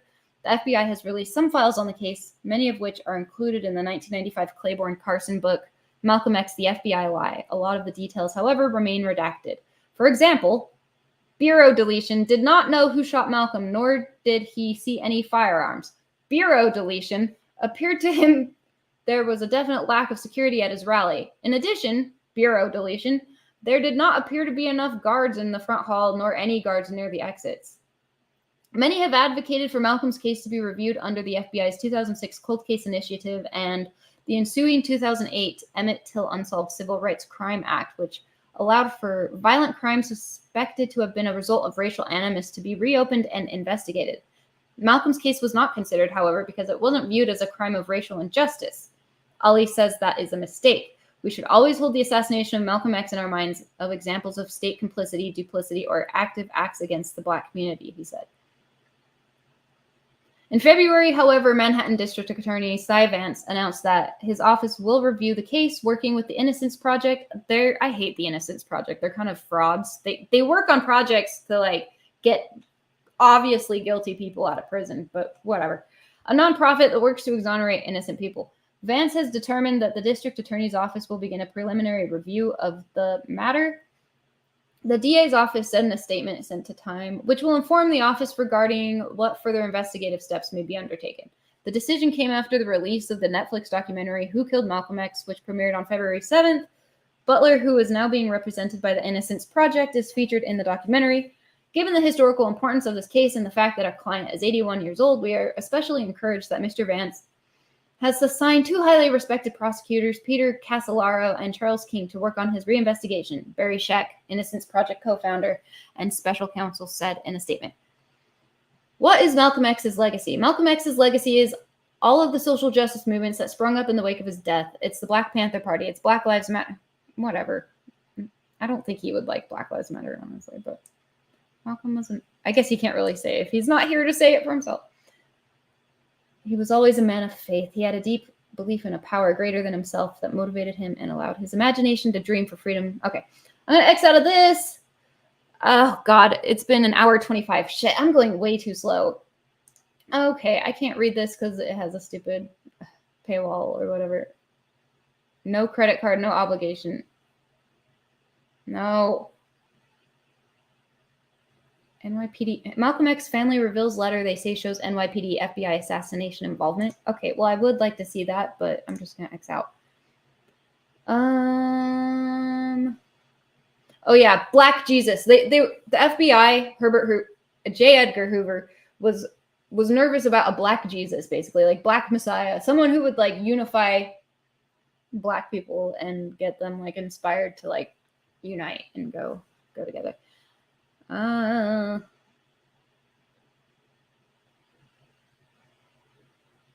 Yeah, that Who Killed Malcolm X? I definitely recommend watching that. It's like 6 episodes long, and when I finished it, I was sort of like, I don't know.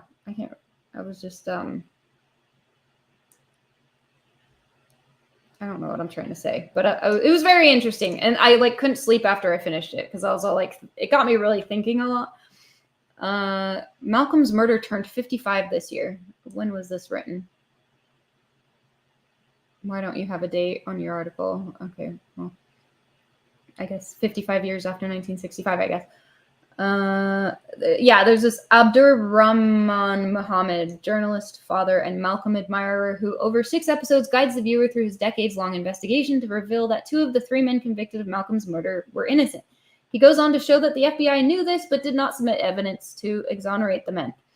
During a key episode, he meditates on why, taking his questions to Nation of Islam veterans and Pulitzer Prize-winning and in-house FBI historian. Muhammad finally establishes that this oversight could not have been accidental. As a protagonist and guide through the annals of Malcolm X revisionism, Muhammad is so convincing that Malcolm's murder case has been reopened. Malcolm's murder turned 55 this year. Timed with the anniversary, the series includes, among its experts, the scholar Peniel Joseph, whose The Sword and the Shield, a side-by-side biography of Malcolm and Martin Luther King Jr., came out in early April. That'd actually be interesting to read also. Did Who Killed Malcolm X leave the question unanswered? Obviously. Well, the person's name who killed him is William Bradley. But that's only, part of the story. It's like, yes, physically he is the person who shot the shotgun. He was never punished for it. He was never he got away with it, basically. He got old and died. But that still doesn't really answer the question of, who gave the order, if it was really the Nation of Islam, or if it was just, him and those other guys taking it upon themselves to do it. Or if they're pretending to be Nation of Islam folk who are actually feds, So that's the part that's kind of unanswered. But we do have the names of those other guys. I sent a picture of it to myself. I thought I had it. Hold on. I thought I emailed it to myself, but we've got all their names. Where is it? And they all have 6 names, of course, but there he is with his gun. Damn it. I did not prepare very good here, you guys. I'm sorry. It was oh, there it is. Okay. Maybe I'll just do this. Can you see that? It's kind of dumb, but that's Talmadge Hayer in the middle. Hold on.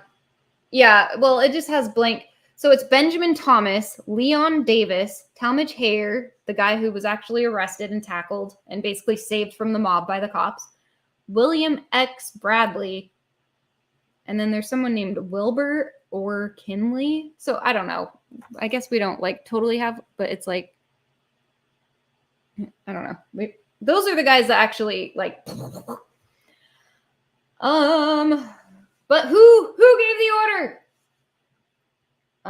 While the Netflix series emphasizes the important relationship with Nation of Islam leader Elijah Muhammad, Joseph provides context around that other important relationship with King that should have been allowed to ripen further.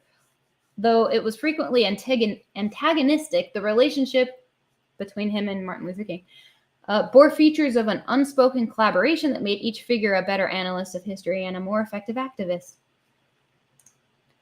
It also kept FBI Director J. Edgar Hoover up at night. He worried about a charismatic figure who might unify and electrify the Black nationalist movement, let alone two Black radicals working together.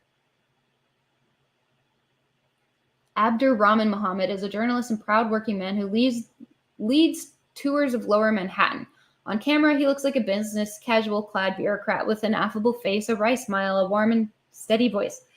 As a teen, he was targeted by police for being out with a white girlfriend. Police insulted him, took him on a ride around the city, mocked and threatened him.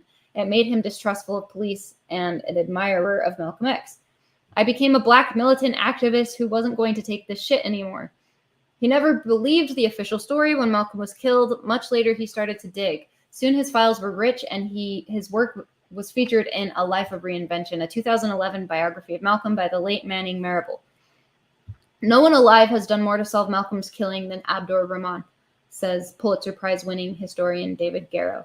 The official story of Malcolm X's killing is that he and his teacher, the spiritual leader of the Nation of Islam, Elijah Muhammad, sometimes known as the Messenger, had a falling out.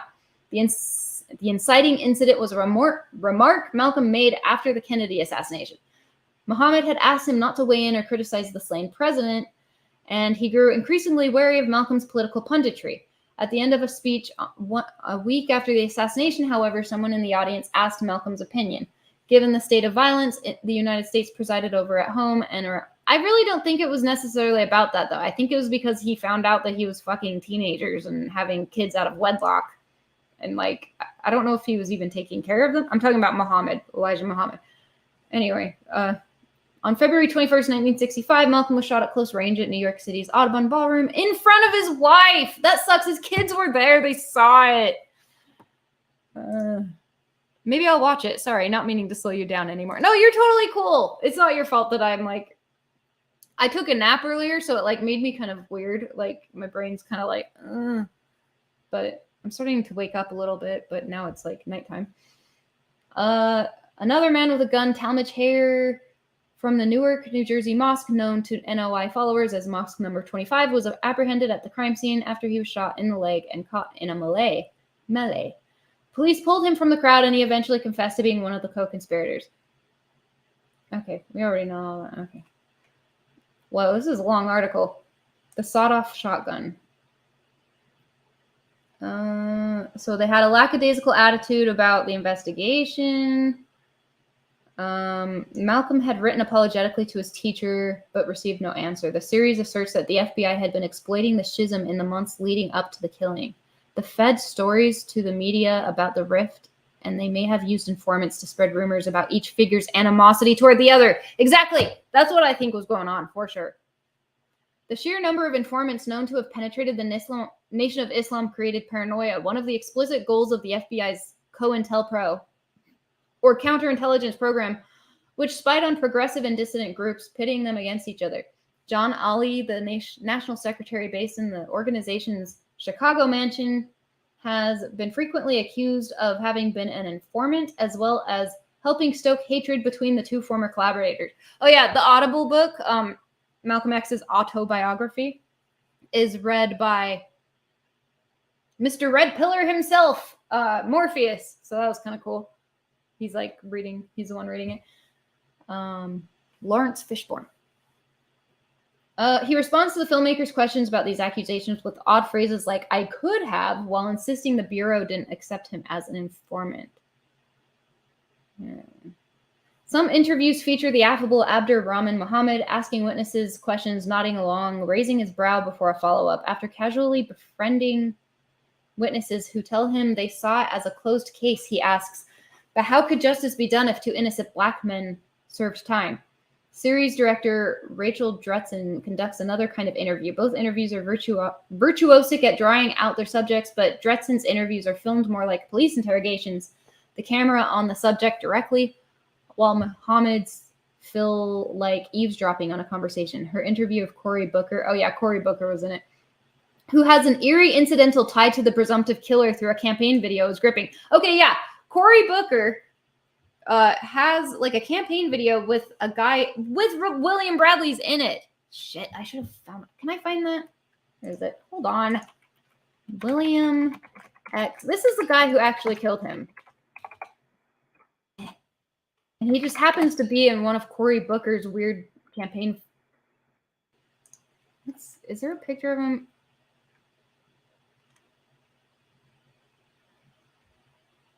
Is that him? William Bradley. He is a bulky, dark-skinned man. That's how he was described. Or stocky. I want to see him in the Cory Booker campaign video.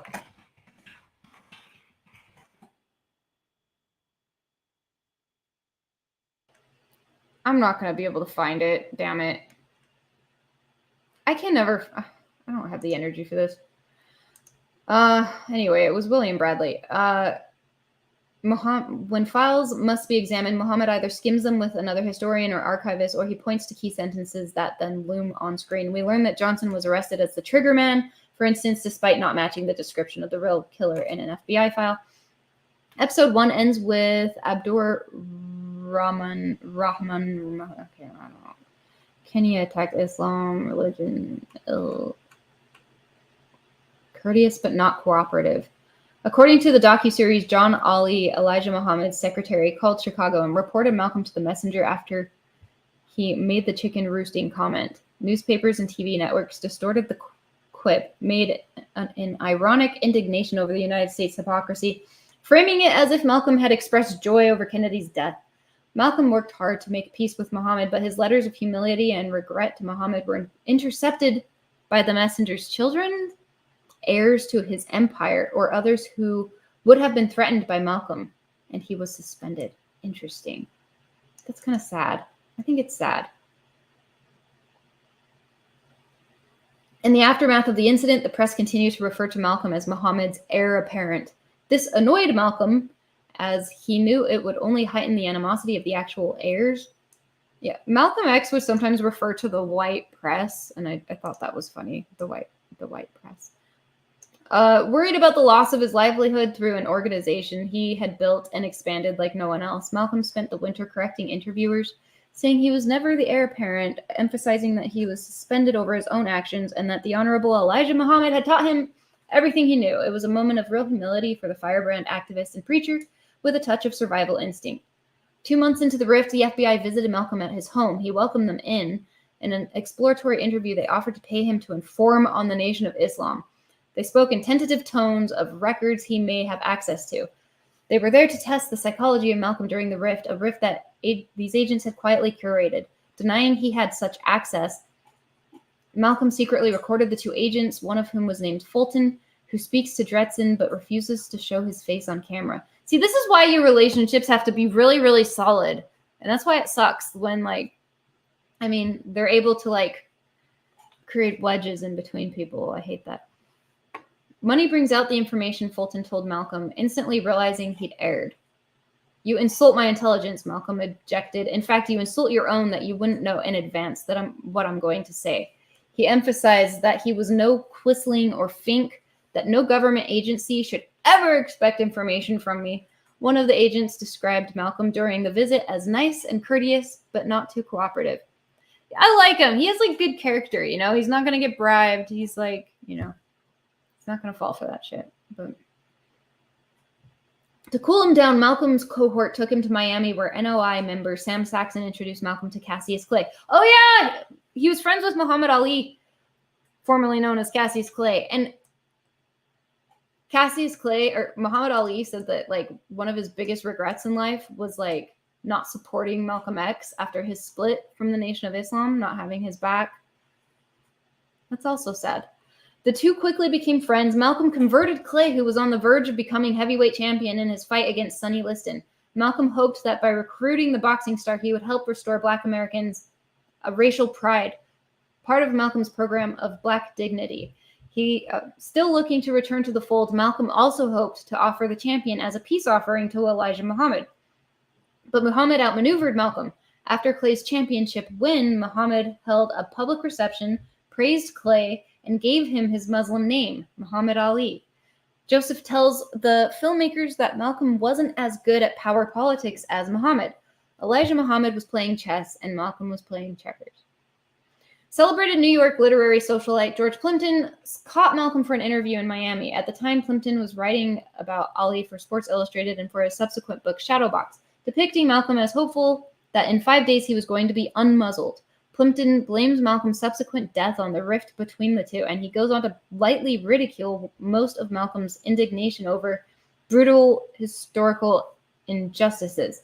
Plimpton highlights contradictions and features Malcolm popping peppermints into his mouth, and finally implies that an undercurrent of anti-Semitism tainted the Muslims' work.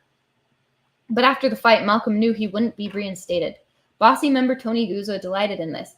I thought it great. I thought it wonderful. Elijah Muhammad was divesting himself of his greatest asset and weakening his organization. It's like a baseball team depriving itself of its greatest slugger. How much better does it get than that?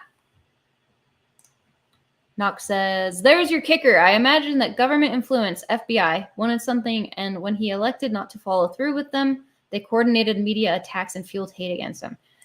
Yeah, they tried to turn him into a mole, and he didn't fall for that shit, and they're like, all right, I guess we'll just try to get you murdered, I guess. On March 8th, with no peace brokered with Messenger, Malcolm announced the permanent split. It was also the final year of Malcolm's life, and he was active and hounded. He launched his own fledgling Nation of Islam, which he called Muslim Mosque Inc., and reinvented himself as a roving ambassador. Some called him the president of Black America. Touring Africa and the Middle East, he also founded the Organization of Afro-American Unity. The OAAU linked a minority group in the United States with a great worldwide constituency. I wonder if that still exists. Is that still a thing? Maybe I should look it up. OAAU. Is that still a thing?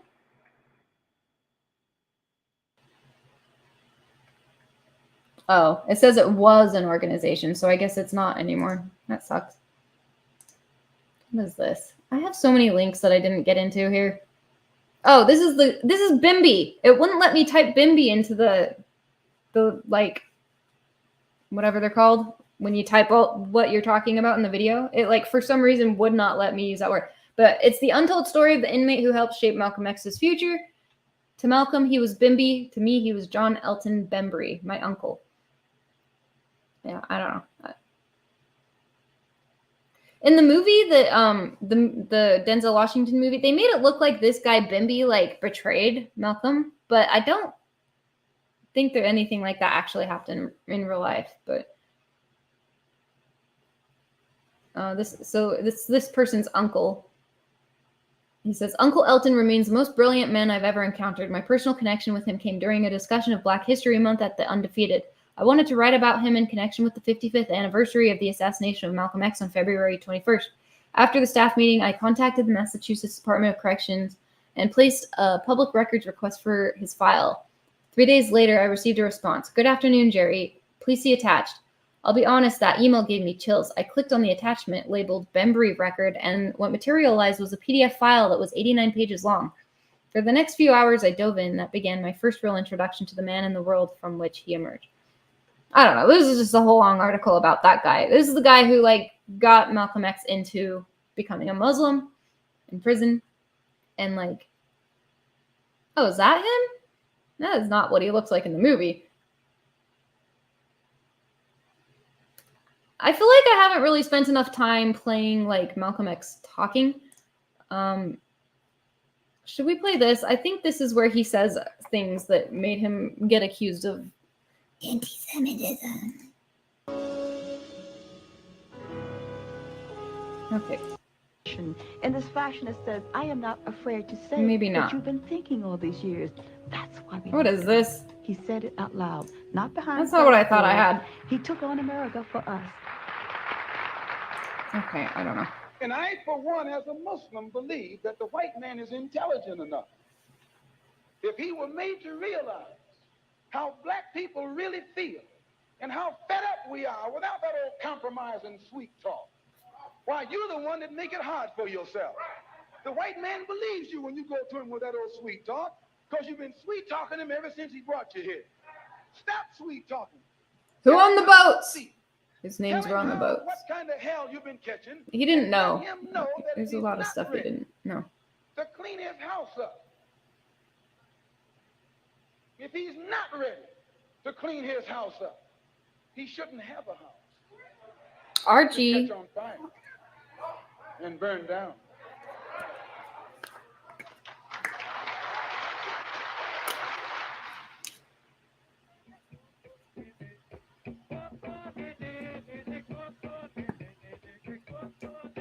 Because he spoke out on those who must not be named or criticized ever, there's always that possibility that Harlem street corners, you know, most of this century, maybe they killed him. Black people I don't know. had celebrated their culture and argued the question of race in America. It was here that Malcolm first joined the street orators who gave voice to Harlem's hope and its anger. I've taught nationalism, and that means that I want to go out of this white man's. I thought this was going to be his quote where he's integration will never happen. basically he talks about, like, I know I have it somewhere.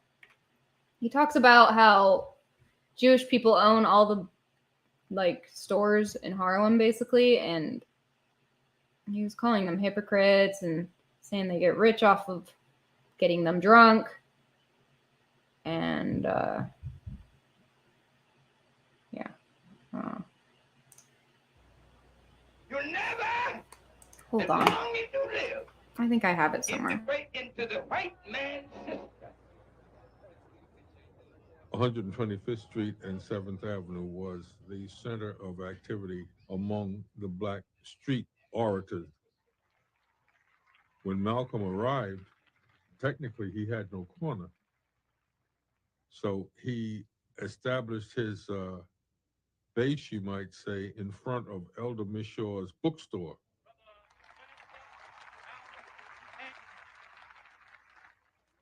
When Malcolm would ascend the little platform, Okay. I'm going to play this excerpt from the audiobook. I had a totally different kind of talk with another white man I met in Africa who, to me, personified exactly what the ambassador and I had discussed. Throughout my trip, I was, of course, aware that I was under constant surveillance. The agent was a particularly obvious and obnoxious one. I am not sure for what agency, as he never identified it, or I would say it. Anyway, this one finally got under my skin when I found I couldn't seem to eat a meal in the hotel without seeing him somewhere around watching me. You would have thought I was John Dillinger or somebody. I just got up from my breakfast one morning and walked over to where he was, and I told him I knew he was following me. And if he wanted to know anything, why didn't he ask me? He started to give me one of those too lofty to descend to you attitudes. I told him right then to his face he was a fool, that he didn't know me or what I stood for, so that made him one of those people who let somebody else do their thinking, and that no matter what job a man had, at least he ought to be able to think for himself. Well, that stung him. He let me have it. I was, to hear him tell it, anti-American, un-American, seditious, subversive, and probably communist. I told him that what he said only proved how little he understood about me. I told him that the only thing the FBI, the CIA, or anybody else could ever find me guilty of was being open-minded. I said I was seeking for the truth, and I was trying to weigh objectively everything on its own merit. I said what I was against was straight-jacketed thinking and straight-jacketed societies. I said I respected every man's right to believe whatever his intelligence tells him is intellectually sound, and I expect everyone else to respect my right to believe likewise. This super sleuth then got off on my black Muslim religious beliefs. I asked him, hadn't his headquarters bothered to brief him, that my attitudes and beliefs were changed. I told him that the Islam I believed in now was the Islam which was taught in Mecca, that there was no God but Allah, that Muhammad ibn Abdullah, who lived in the holy city of Mecca 1,400 years ago, was the last messenger of Allah. Almost from the first I had been guessing about something, and I took a chance, and I really shook up that super sleuth.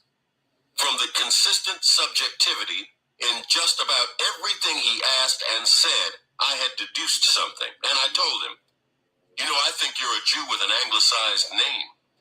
His involuntary expression told me I'd hit the button. He asked me how I knew. I was driving while I was recording this. I told him I'd had so much experience with how Jews would attack me that I usually could identify them. I told him all I held against the Jew was that so many Jews actually were hypocrites in their claim to be friends of the American black man, and it burned me up to be so often called anti-Semitic. When I spoke things I knew to be the absolute truth about Jews. I told him that yes, I gave the Jew credit for being among all other whites the most active and the most vocal financier, leader, and liberal in the Negro civil rights movement. But I said at the same time, I knew that the Jew played these roles for a very careful strategic reason. The more prejudice in America could be focused upon the Negro, then the more the white Gentiles' prejudice would keep diverted off the Jew. I said that to me, one proof that all the civil rights posturing of so many Jews wasn't sincere was that so often in the North, the quickest segregationists were Jews themselves. Look at practically everything the black man is trying to integrate into, for instance. If Jews are not the actual owners or are not in controlling positions, then they have major stock holdings or they are otherwise in powerful leverage positions. And do they really sincerely exert these influences? No. And an even clearer proof for me of how Jews truly regard Negroes, I said, was what invariably happened whenever a Negro moved into any white residential neighborhood that was thickly Jewish. Who would always lead the whites' exodus? The Jews. Generally, in these situations, some whites stay put. You just notice who they are. They're Irish Catholics. They're Italians. They're rarely ever any Jews. And ironically, the Jews themselves often still have trouble being accepted. Saying this, I know I'll hear anti-Semitic from every direction again. Oh yes, but truth is truth. Okay. Nice little clip there. Yeah. Okay. I don't really know where to go from here. And that's the Bimby article. This is Malcolm X's letter from Mecca. I should read that. So where is the letter? What the heck? I thought this was letter.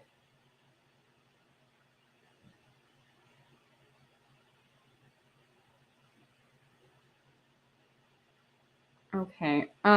Never have I witnessed such sincere hospitality and overwhelming spirit of true brotherhood as is practiced by people of all colors and races here in this ancient Holy Land, the home of Abraham, Muhammad, and all the other prophets of the Holy Scriptures.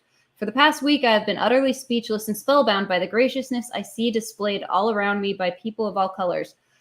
I have been blessed to visit the holy city of Mecca. I have made my 7 circuits around the Kaaba. I might say that wrong.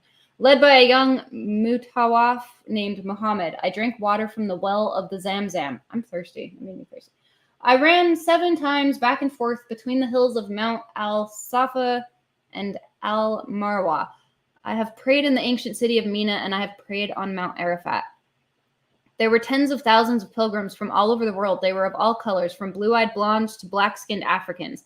But we were all participating in the same ritual, displaying a spirit of unity and brotherhood that my experiences in America had led me to believe never could exist between the white and non-white. America needs to understand Islam because this is the one religion that erases from its society the race problem. Throughout my travels in the Muslim world, I don't know, Christianity is kind of into that too. But throughout my travels in the Muslim world, I have met, talked to, and even eaten with people who in America would have been considered white, but the white attitude was removed from their minds by the religion of Islam.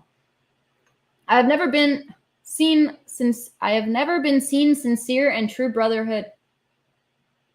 I had never before seen, sincere and true brotherhood practiced by all colors together, irrespective of their color.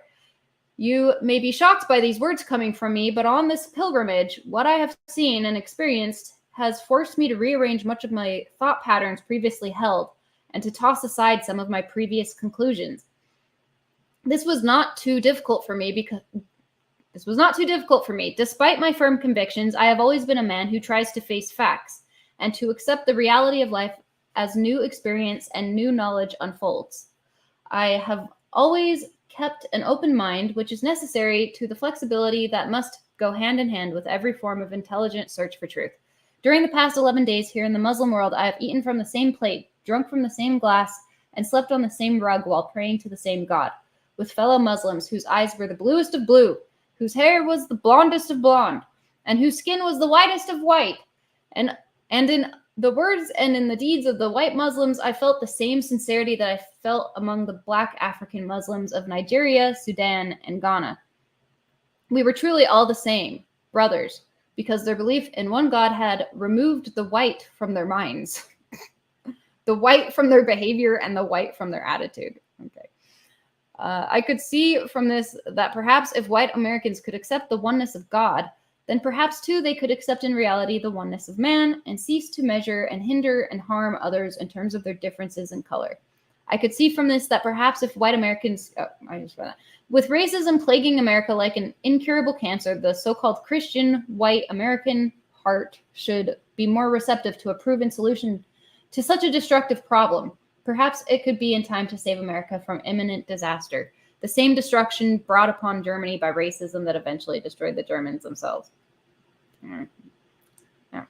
Okay. Each hour here in the Holy Land enables me to have greater spiritual insights into what is happening in America between black and white. The American Negro never can be blamed for his racial animosities. He is only reacting to 400 years of the conscious racism of the American whites. But as racism leads America up the suicide path, I do believe from the experiences that I have had with them that the whites of the younger generation in the colleges and universities will see the handwriting on the walls, and many of them will turn to the spiritual path of truth, the only way left to America to ward off the disaster that racism inevitably must lead to. Never have I been so highly honored, never have I been made to feel more humble and unworthy. Who would believe the blessings that have been heaped upon an American Negro? A few nights ago, a man who would be called in America a white man, a United Nations diplomat, an ambassador, a companion of kings, gave me his hotel suite. I just spit again, sorry. Gave me his hotel suite, his bed. Never would I have even thought of dreaming that I would ever be a recipient of such honors that in America would be bestowed upon a king, not a Negro. All praise is due to Allah, the Lord of all the worlds. Sincerely, Al-Hajj Malik el-Shabazz. So that was his other name that he gave himself.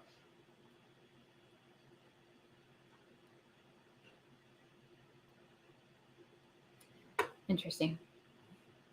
So what else we got here? What else? Oh, watch one of Malcolm X's assassins explain the motive. Maybe they did do it. Maybe that's all there really was to it. But I think they were definitely kind of agitated into it. Let's watch. What were you expecting to get out of doing this? What did you expect to get from killing Malcolm? This is Hagen, also known as Talmadge Hayer. Thomas Hagen, Talmadge Hayer, same guy. Gil, you think you would have been made a hero? Actually, at that time, to kill Malcolm, I wasn't thinking in terms necessarily of being a hero. I was thinking really in terms of doing what I felt had to be done as a member of the Nation of Islam, FOI. accepting the Honorable Elijah Muhammad as a messenger of God. I felt that he was being slandered, castigated. Dumbass. At that time. He's a And I dumbass. felt that in doing this, I did what I did. I will say that was cool of him to try to help the two guys who were innocent that got arrested. I do have his affidavit pulled up here somewhere.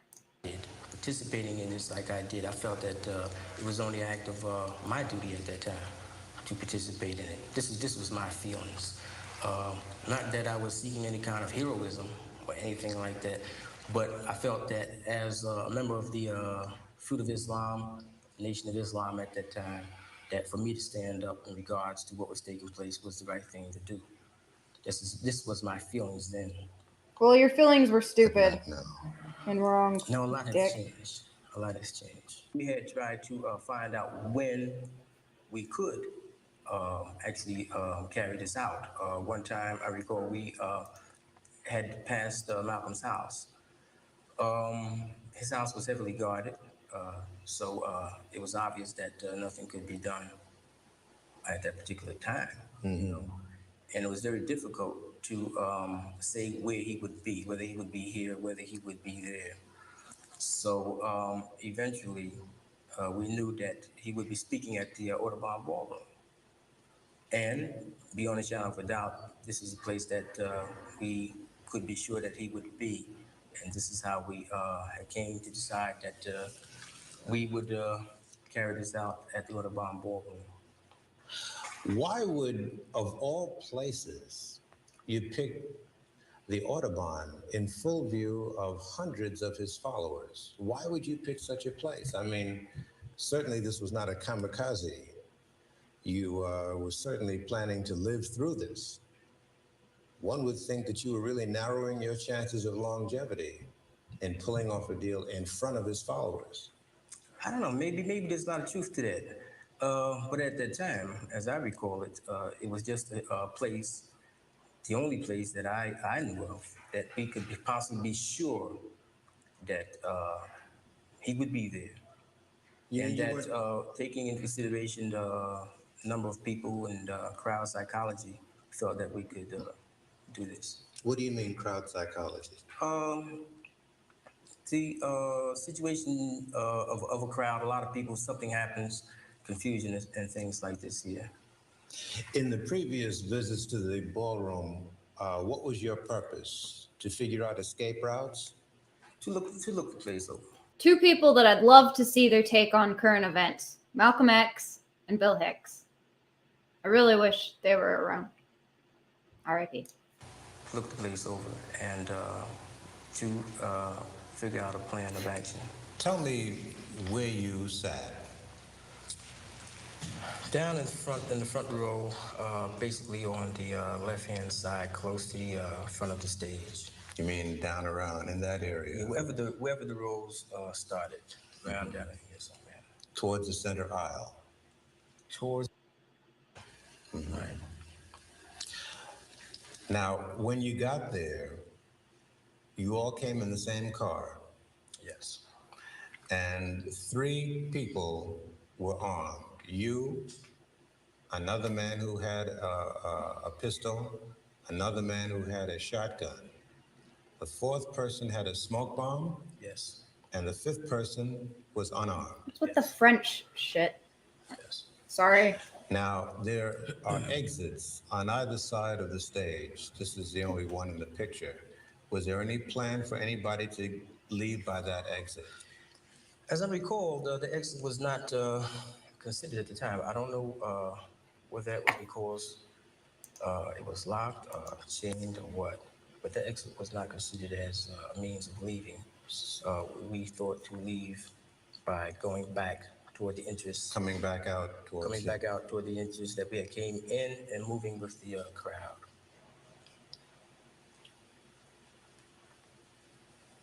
So tell me exactly what happened that day when it happened. We arrived early. We drifted in 2 at a time, or 1 at a time. But going in, not together. We got there early. I remember Leon and myself coming in early, walking down to the front and taking a seat in the front on the left-hand side, close to the middle aisle. Okay, hold on. So the killer's names: Thomas Hayer, aka Talmadge, or Talmadge Hayer, Thomas Hagen, whatever. This guy talking. And then Benjamin Thomas, Leon Davis, William X. Bradley, and Wilbur Kinley. Those are their names, so we know who did it. What about this scuffle in the back where somebody had his hand in somebody's pocket or something? Well, that was part of to distract the. William Bradley, the guy who fired the shotgun, was 27 years old when he did this. He lived right across the street from Mosque 25 in New Jersey. The shotgun pellets shot by his gun are what killed him. Okay, I can stop saying that. I said that like 6 times. Sorry. In regards to, at the same time, when the brother came out to start speaking, the brother would cause a distraction. And during the distraction, brother who fired the shotgun would fire the shotgun. Ah, I found the guy's name. The guy who gave him mouth to mouth, the undercover and agent or whatever, not working for the FBI because they're not allowed in the FBI at this time. His name was Gene Roberts. Gene Roberts. And that's basically what we did. So your eyes were not on the scuffle that was taken back, the diversionary scuffle, but you were watching Malcolm. Yes. So Malcolm walked out and he said his greeting. Right. And the next thing you know, you heard the scuffle, and then the man stood up behind you. I'm going to read this thing real quick. This is a quote from Malcolm X. We're anti-exploitation, and in this country, the Jews have been located in the so-called Negro community as merchants and businessmen for so long that they feel guilty when you mention that the exploiters of Negroes are Jews. This doesn't mean that we are anti-Jews or anti-Semitic. We're anti-exploitation. Malcolm further believed that Jews had a grip on the news media. Anti-Semitic in context? I consider the question a matter of sensitivity. Aside from the guilty comment, there's objective truth to Malcolm's words. This is from some article. I can't remember which one. The question is certainly arguable, as the Nation of Islam has been for many years in the crosshairs for alleged anti-Semitism. But again, Malcolm's views were complex, and his harsher positions did substantially temper towards the end of his life.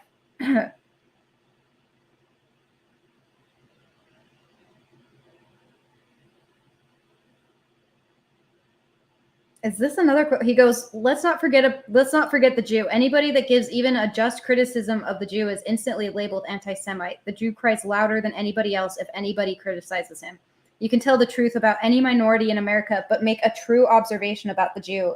And if it doesn't pat him on the back, then he uses his grip on the news media to label you anti-Semite. Throughout his life, Malcolm X attacked what he called Zionist dollarism, deplored Israel, and cast Jews as a race of white oppressors. In his autobiography, which contains examples of the crudest anti-Semitism, yeah, whatever, I don't think so, he poured scorn on the bond between Jews and the civil rights movement.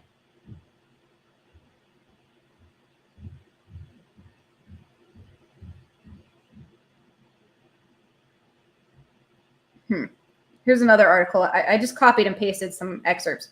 Animus towards white people spilled over into other categories for Malcolm, most prominently toward gays, women, and Jews. Despite an early affair with the well-off white hotel manager, William Paul Lennon. I forgot he was accused of being like bisexual, possibly. With a white guy?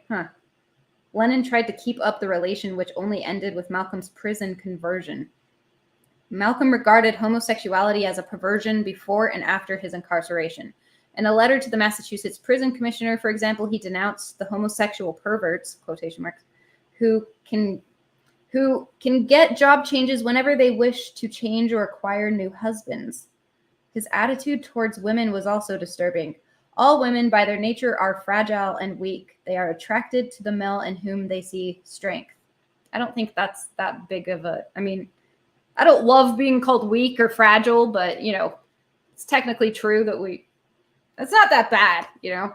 It's not that big a deal that he said that. With a shotgun, fired the shot. Yes. And then you?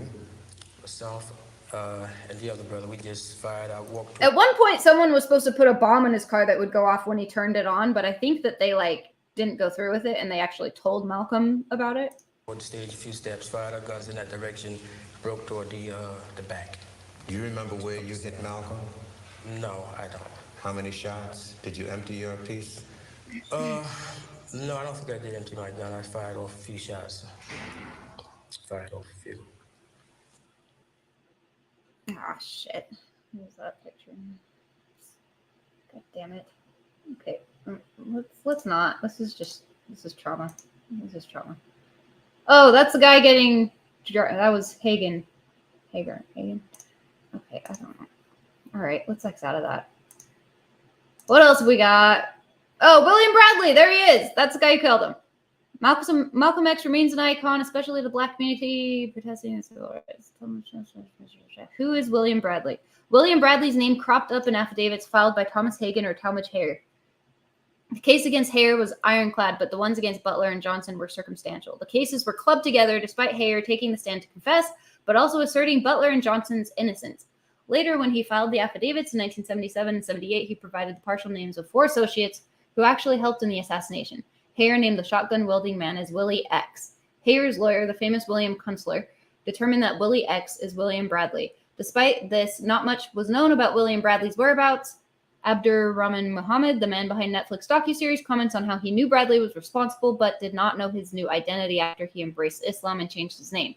Who Killed Malcolm X shows us a part of a clip from the day of Malcolm's assassination. While Hayer is being beaten up by people outside the hall, Muhammad points to a figure in the corner.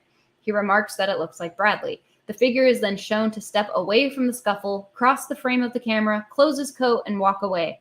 Muhammad's search for Bradley yielded results when he asked a man from Newark about Bradley. The man gave him Bradley's new identity, al-Mustafa Shabazz.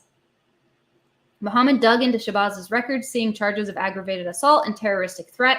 In fact, studying Shabazz's court records show that the individual had quite a few run-ins with the law. A baseball star at the Southside High School, Shabazz was responsible for holding up a bank in Livingston in April 1968, along with 2 others. Although his accomplice was convicted, the charges against Shabazz were dropped, leading to speculations that he might have connections or be an FBI informant. Okay, my stomach is growling, so I'm sorry if you can hear that. However, Shabazz soon saw the inside of a prison cell when he was sent away on conspiracy charges from 1977 to 1980. He was thrown in jail again in 1984. That's when I was born. After threatening to kill an East Orange cop, raping a woman, and dealing drugs. Oh, wow, he sounds like a lovely guy.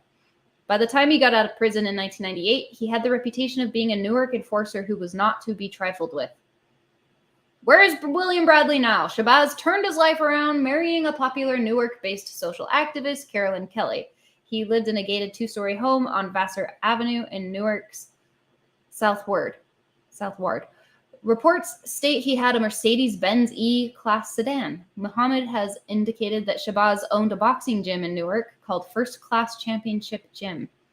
In 2010, Shabazz appeared in a campaign video for Cory Booker, who was then running for mayor and is now a senator. When Cory was asked about Shabazz, he stated that he knew him but did not know of the allegations against him. Al-Mustafa Shabazz passed away in 2018. That is so crazy. Cory Booker, he's like, yeah, I know him. They're like, oh, do you know he killed Malcolm X? I did not know that. And there he is. Okay.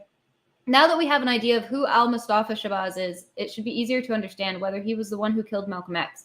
In order to do so, we have to look at the reports of Malcolm's cause of death. Although 2 other shooters pumped bullets into him, the medical examiner determined that it was the shotgun pellets that had killed the revolutionary leader. Now, according to Hayer's affidavits, it was Willie or Bradley or Shabazz who was carrying the sawn-off shotgun. We already know that Muhammad believes Shabazz to be the killer, as does Manning Marable, the author of Malcolm X, A Life of Reinvention. Other researchers have come forward accusing Shabazz as well. Among them are Omar Shabazz, documentary filmmaker, and Carl Evans, an investigative journalist. However, the New York Times has reported that Evans has dismissed Muhammad's research as unreliable, citing film footage showing Aziz Butler at the location. On the other hand, Ron Rice, the then Newark City councilman, commented that many believed Malcolm's shooters to have come from Newark's Mosque 25, but he did not know Carolyn's husband to be one of them.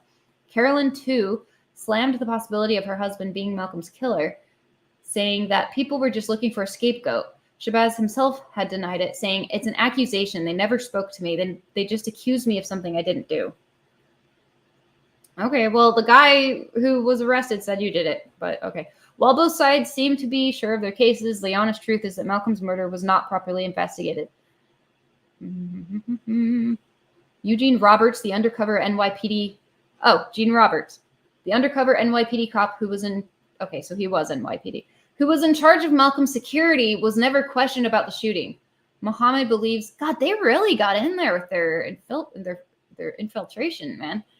Muhammad believes that he would have his face towards the audience and might have seen the entire thing going down. The FBI also had 9 informants in the room at the time. Jesus. Nobody provided a concrete account of what happened during Malcolm's assassination. Could Shabazz have gotten away with one of the most infamous assassinations of the 20th century? It is entirely possible that the man lived out his life after murdering Malcolm X. However, at this point, they are all allegations, and nothing has been proven against the late al-Mustafa Shabazz. Hopefully, with the Manhattan DA's office reopening the case, the truth will finally come out. I think he did it. So, moving on. Okay. Affidavit sworn by Talmadge Hayer. He says, I am one of the persons indicted for the murder of Malcolm X. I have been sentenced to life in prison. I'm now incarcerated at Eastern Correctional Facility. I'm writing this affidavit in the hope that it will clear my co-defendants of the charges against them in this case. My co-defendants are Thomas 15X Johnson and Norman 3X Butler. I don't understand that. Okay. That sometime in 1964, Malcolm X was said to have gone against the leader of the Nation of Islam, the Honorable Elijah Muhammad. By the following year, Malcolm X was declared a hypocrite by the Nation of Islam. In the summer of 1965, I was contacted by a brother named Lee and another bro named Ben. These brothers asked me what I thought about the situation with Malcolm X. I said I thought it was very bad for anyone to go against the teachings of the Honorable Elijah, then known as the last messenger of God. I was told that Muslims should more or less be willing to fight against hypocrites, and I agreed with that. There was no money paid to me for my part in this. I thought I was fighting for truth and right. There was a few meetings held concerning this. Sometimes these were held in a car driving around. Brother Lee, Brother Ben, and a brother named Willie X. The other brother's name was Wilbur or a name like it. I just said it earlier. From these meetings, it was decided that the only place that Malcolm X was sure to be was the Audubon Ballroom on February 21st, 1965. Therefore, the plan was to kill this person there. And we met at Ben's house Sunday morning, February 20th, 1965. We had gone to the ballroom to check it out. One Sunday morning, we, the above named, got in this brother Wilbur's car and drove to New York City. We parked the car a few blocks away and 2 at a time drifted into the ballroom early. Me and brother Lee took seats down front in the first row. Brother Willie and Ben were right behind us, and brother Wilbur took a seat far in the back. It was his to throw the firebomb. It was his to throw the firebomb and pretend that someone was picking his pocket. I used a .45 weapon. Brother Lee had a Luger, and Willie X had the shotgun. The plan was that when the shooting started, people would be running all over the place, and with this, we could get out of the ballroom. So when the shotgun went off, Brother Lee and me fired our guns at Malcolm X and ran for the door. I was shot in the right leg, but was able to keep moving on just one leg. I was able to get downstairs by sliding down railing to the floor. I was captured right outside the ballroom by a police officer. This affidavit is factual. These are misspellings. Factual to the best of my knowledge. Thomas 15 Johnson and Norman 3X Butler had nothing to do with this crime whatsoever. All right. Informant's confession fuels renewed demand. Open all FBI NYPD government files on Malcolm X's death. Okay, this is getting too long. What is it? 2 hours, 18 minutes. Okay, I need to stop. The exploitation of women and Elijah Muhammad. What's this? As early as the mid-1950s, Elijah Muhammad began having sexual relations with his personal secretaries and other NOI women.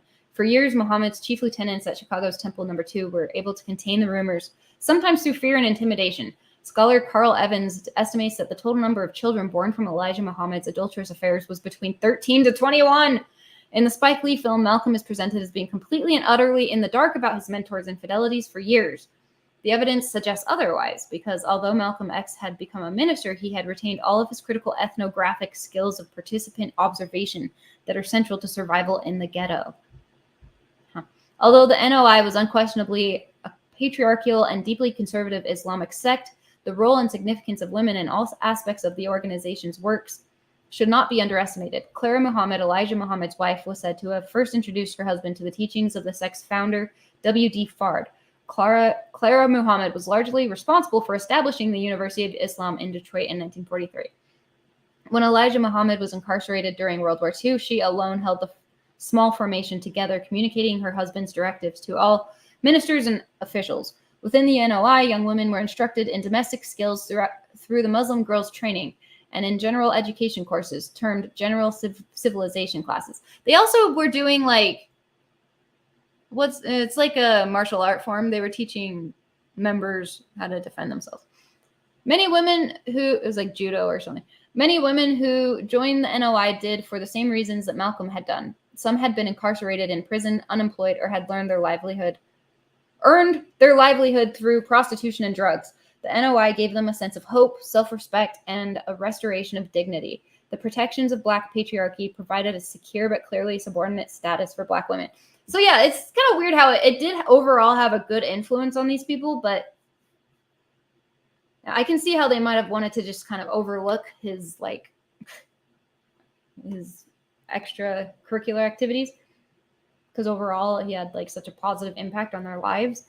Evans suggests that Malcolm X had, prior to his marriage to Betty Shabazz, been attracted to another woman in Temple Number 7, Evelyn X. Supposedly, when Evelyn was informed about Malcolm's unexpected marriage to Betty Shabazz, she left the mosque in tears. Elijah Muhammad then became sexually involved with her.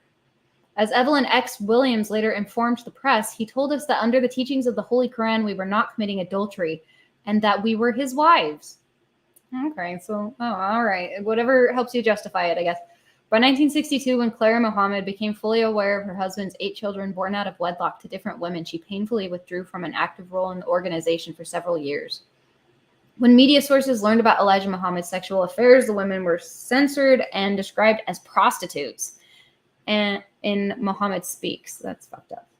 In July 1964, after his break with the NOI, Malcolm X persuaded Evelyn X. Williams and another woman sexually victimized by Elijah Muhammad to file paternity suits. Both women suffered extreme harassment and were forced to move when the explosions occurred next to their shared living quarters. Okay, I'm going to X out of that. What else have we got? Malcolm X on what Elijah Muhammad has done. Let's see. What's that? Muhammad has stopped us from stealing, and we did steal. He stopped us from gambling. He stopped us from cheating, and he stopped us from lying. Stealing runs rampant in Harlem. Gambling runs rampant in Harlem. All types of evils and vices that tear apart our community run rampant in Harlem. The Honorable Elijah Muhammad doesn't condemn the victims. He goes to work on the victims. He doesn't say that all of you should go to jail because you have fallen victim to the evils that white man has brought into the community. He teaches you and me the religion that God has given to him as the only cure for the evil habit the white man has brought here among us. Profanity, you don't find it among Muslims. He stops us from using profanity, from being boisterous, from being rude and loud, and encourages us to be courteous, mannerly, and to exercise discipline and respect for authority at all times. He teaches us to obey the law, to respect law enforcement officers, as long as these law enforcement officers respect themselves and respect the law that they represent. The Honorable Elijah Muhammad has eliminated laziness from among his followers. He teaches us to be thrifty, channel our money that we earn in an intelligent direction. He has taken us out of the tavern. We don't throw our money away there. He has taken us out of the bars and the nightclubs. We don't throw our money away there. We don't stand on the corner now without a job. When you become a Muslim, he makes us get a job. He makes us go to work. He makes us exercise or exert energy in our own behalf. And all of this type of teaching that the Honorable Elijah Muhammad is doing among the black people in this country has been instrumental in producing a new type of people, a new thinking people, people with a new action, a new attitude, and a new behavior. And even the worst critics of the Honorable Elijah Muhammad, though it hurts their hearts to do so, have to admit that he has made better people out of those of us who follow him, better than we were before we became his followers. So that kind of goes with like what I was just saying, like having a good impact on their lives. And oh, FBI! Oh shit! I wish I had clicked on this one sooner. This is like all these documents to do with everything. FBI records.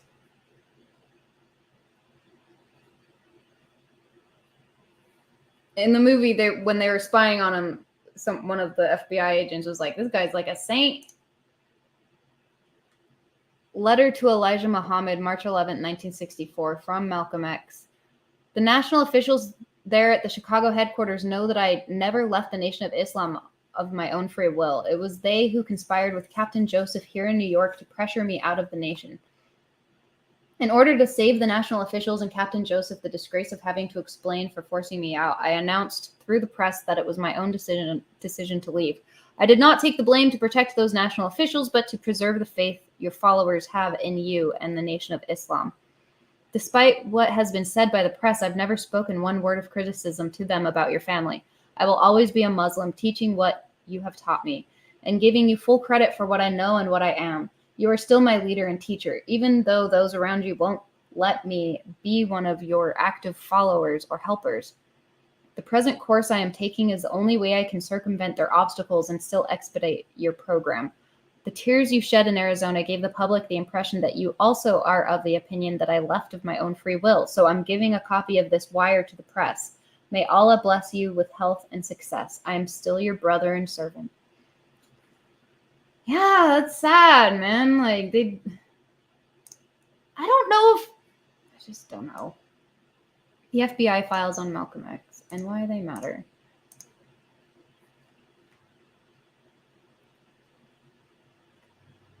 I don't know. What's this? They are going to kill me soon.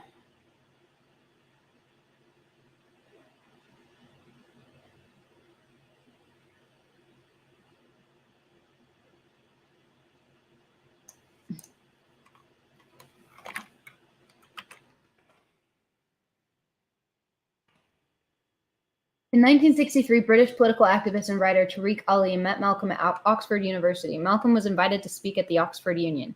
After the debate, as they parted ways, Ali says Malcolm said to him, "They're going to kill me soon." Ali further states that he was in no doubt that it would be either the Nation of Islam or the FBI or both. On another occasion, Malcolm was asked by a reporter if he fears death or if he worries. He replied, "No, I don't worry. I tell you, I'm a man who believes that I died 20 years ago and I live like a man who is dead already. I have no fear whatsoever of anybody or anything."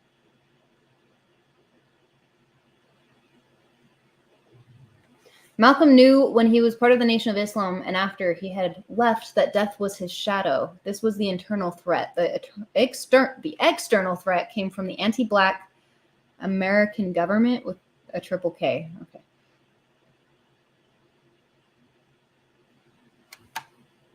Okay. Anyway, I'm going to X out. I'm just going to see if there's anything else I'm missing. X out. COINTELPRO. I don't know. Share in the comments what you think, I guess. This is Elijah Muhammad speaking to the press after Malcolm's murder, assassination.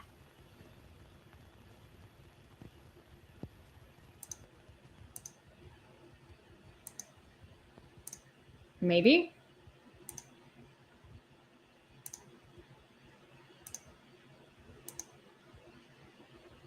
Oh, is this like his house that was firebombed? Okay, where is it?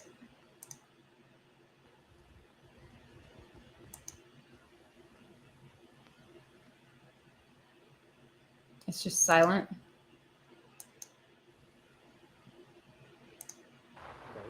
Oh.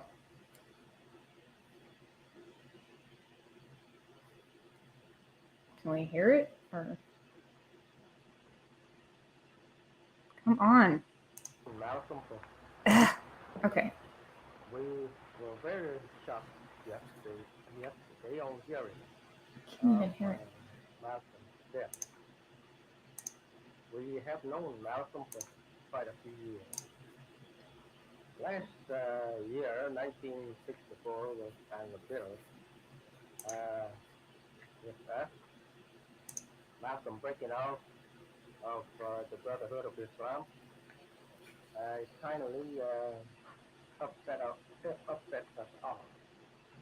Due to the fact that he had been such wonderful brother among us, we regret to see the man leave all his own time. He said he was going for himself. After we discussed the, I should say, the disobedience part of his action. And after we discussed that, gave him a chance to make himself a better brother in the circle of Islam. He left us. Said he was going for himself. We regret it to have seen Malcolm leave. Mr. Muhammad, do you believe forthcoming out of New York that the assassin of Malcolm X was This is the AP, so they'll probably make me cut this out. I don't know if I can play it. affiliated with the Muslims in New York? How do you feel about that charge? In fact, about it, that we have been trying to make investigations to find just where this assassin come from. And we have not been able to locate him. We don't know him. And Mr. Muhammad, could you tell us what happened between you and Malcolm X? What was the point of disagreement, sir? the most of our disagreement was Malcolm wanted to use arms. Use what?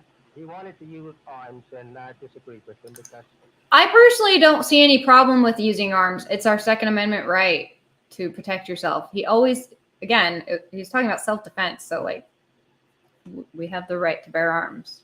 Shouldn't be a big deal. we have always, for many years now, it's 33 years, 34 years now, we never resorted to arms. And in fact, about it, God reminded me of that time and again, to never to pick up arms against no one. Mr. Muhammad, I'm sorry. Would you say flatly that no black Muslims were involved in the shooting of Malcolm X? I wasn't there, but I don't believe that any of my followers... Why didn't Malcolm X have a gun? Maybe he could have defended himself if he had a holster and just, saw someone coming towards him. He could, maybe. Had nothing to do with it at all. Because we don't even know this person. Who do you think might have done it then? Who would have had reason? Maybe he wasn't allowed to. I don't know how that works. I guess, was he a felon technically, probably? I don't know. I don't know. I have no knowledge of that. Are you in fear of your own life? No, sir. Do you expect to keep the date you have next Friday, the speaking engagement? I most certainly do. Have you ever been threatened? Yes, sir, many times. Have you been threatened since Malcolm X was killed yesterday? No more than what I heard.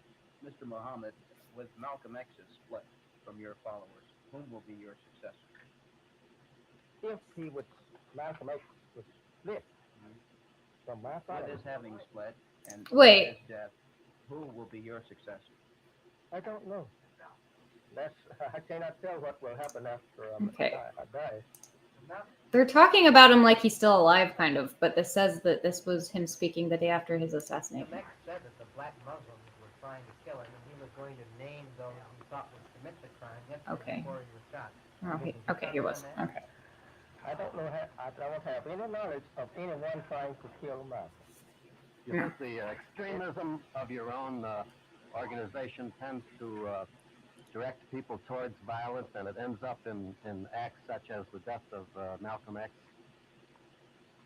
No, we had not, as I said, never resorted to no such thing as violence. Way I see it, Malcolm is the victim of his own preaching.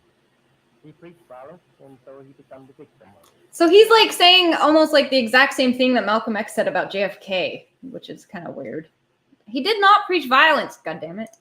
What did Malcolm X want to use arms for? Well, you know much about that as I do. I saw it in the paper, and I heard him say these things on TV and over radio. Isn't there What will the result? I kind of would rather hear Malcolm talk if I'm going to be watching any videos. Muhammad Ali's one regret, turning his back on Malcolm X. Yeah, you shouldn't do that. And maybe those people turning their backs on Yi right now should think about that. Okay, I can't read it because it's not very. Okay, that's stupid. Confession letter links NYPD FBI to Malcolm X's murder. A New York cop's deathbed confession of involvement in the assassination of Black Power icon Malcolm X led the family of the former Nation of Islam leader to call last week for a full reopening. Okay, so they were involved, for sure. Okay. Their plea was echoed by others demanding the full disclosure of long-hidden FBI files that may shed further light on how law enforcement sowed violent dissension among groups like the Nation of Islam, the Black Panthers, and the American Indian Movement. During a press conference at the site of the former Audubon Ballroom in Harlem on the 51st anniversary of Malcolm's death, family members of the Boston-raised Black Muslim produced the letter as evidence that New York police and the FBI conspired in the public execution of their father on February 21st, 1965. Yeah, that was a good quote. Plymouth Rock, he's like, we didn't land on Plymouth Rock landed on us. He had another one where he's like, he had like clever little sayings that I liked. He said something about like, if you got to use the ballot so you don't use the bullet or something like that. If you don't use the ballot, you're going to have to use the bullet. That's what he said. Okay, so the letter was by the late Raymond A. Wood, admitted the officer's undercover role in luring key members of Malcolm X's security team into a plot to blow up the Statue of Liberty, resulting in their arrest by the FBI and setting the stage for the assassination just days after police took them into custody. Oh my God! Okay, well, right at the end, I found what happened. I participated in actions that in hindsight were deplorable and detrimental to the advancement of my own Black people. Oh, that sucks. Wrote Wood as he was dying of cancer. His death, however, did not come until 2020. His cousin, Reginald Wood Jr., brought the confessional missive to Malcolm X's family. Wood, who said he acted under duress as he infiltrated the Nation of Islam and civil rights groups, was present at the ballroom. Oh, they fell for Fed ops. As armed assailants gunned down Malcolm X at the podium. I was ordered to the Audubon Ballroom where I was identified by witnesses while leaving the scene, he wrote. Thomas Johnson was later arrested and wrongfully convicted to protect my cover and the secrets of the FBI and NYPD. Okay. Wood claimed he was unaware that Malcolm X was the target of his actions. 3 men, including Johnson, known as Khalil Islam, were convicted of the murder. Mujahid Abdul Halim, I don't know. Previously known as Thomas Hagen, confessed to the killing, but insisted that 2 others they're innocent. Okay. This is more. Any evidence that provides greater insight into the truth behind that terrible tragedy should be thoroughly investigated, said, el-Shabazz, one of Malcolm X's daughters, who was joined at the Dr. Betty Shabazz Memorial and Education Center press conference by 2 of her sisters. Heavily redacted sections of Malcolm X's 10,000-page FBI file have been publicly released, but key elements of the documents must be aired to reveal the full truth of federal complicity in the murder of the former Nation of Islam leader who was a trusted lieutenant of the Honorable Elijah Muhammad before he broke away from the group. Rushing, a former Massachusetts state representative who was surveilled by the FBI, starting with his activism in Boston in the 1960s and his work with the Congress of Racial Equality, echoed Malcolm X's family in demanding the full release of files. Black organizations should insist that President Biden release all of this information. He could do it in an instant, said Rushing. Rushing also raised questions about the federal role in the murder of Reverend Martin Luther King Jr., as well as the disruption of militant Boston groups that fell apart after violent confrontations possibly provoked by informants and plants. Ugh. We know the FBI was involved in the death of Malcolm X. To assume the FBI wasn't also involved in the assassination of Martin Luther King is naive, he said. The files need to be opened and the full stories told. U.S. Representative Ayanna Pressley, who represents the neighborhoods where Malcolm X lived and worked during his time in Boston, issued a separate demand for a full investigation and document release. The recent revelations about the active role the state played in Malcolm X's assassination allude to what many have known for years, but is no less disturbing, said the Congresswoman. The Shabazz family and the American people deserve and require nothing short of a full, transparent, blah, blah, blah, blah, blah. Okay.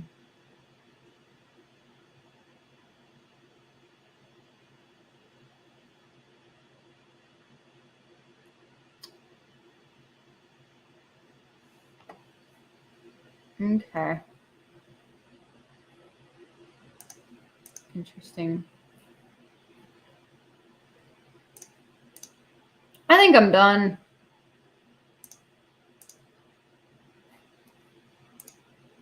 Couldn't talk for the first 4 or 5 minutes.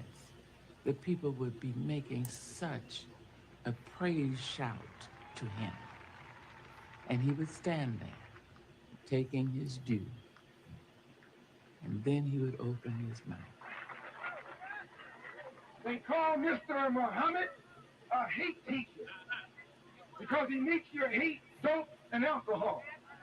They call Mr. Muhammad a black supremacist. You just mentioned alcohol. I went to a bar last night, but I drank O'Doul's because I don't drink, and it was weird. It was weird drinking like what tasted like beer again after like 3.5 years of not drinking.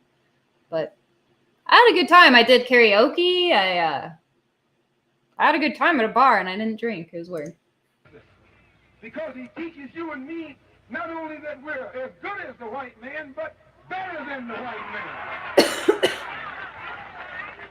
Yes, better than the white man.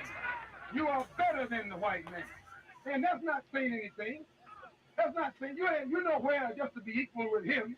Who is he to be equal with? You look at his skin. You can't compare your skin with his skin. Okay. Your skin Come on now. beside his skin. All right, whatever makes you feel. All right. There was a time when we used to drool in the mouth over white people. We thought they were pretty because we were blind. We were dumb. We couldn't see them as they are. But since the Honorable Elijah Muhammad has come, You don't have to think we're better than you, but you don't have to like shit on us either. Jesus. and made us so we can see for ourselves.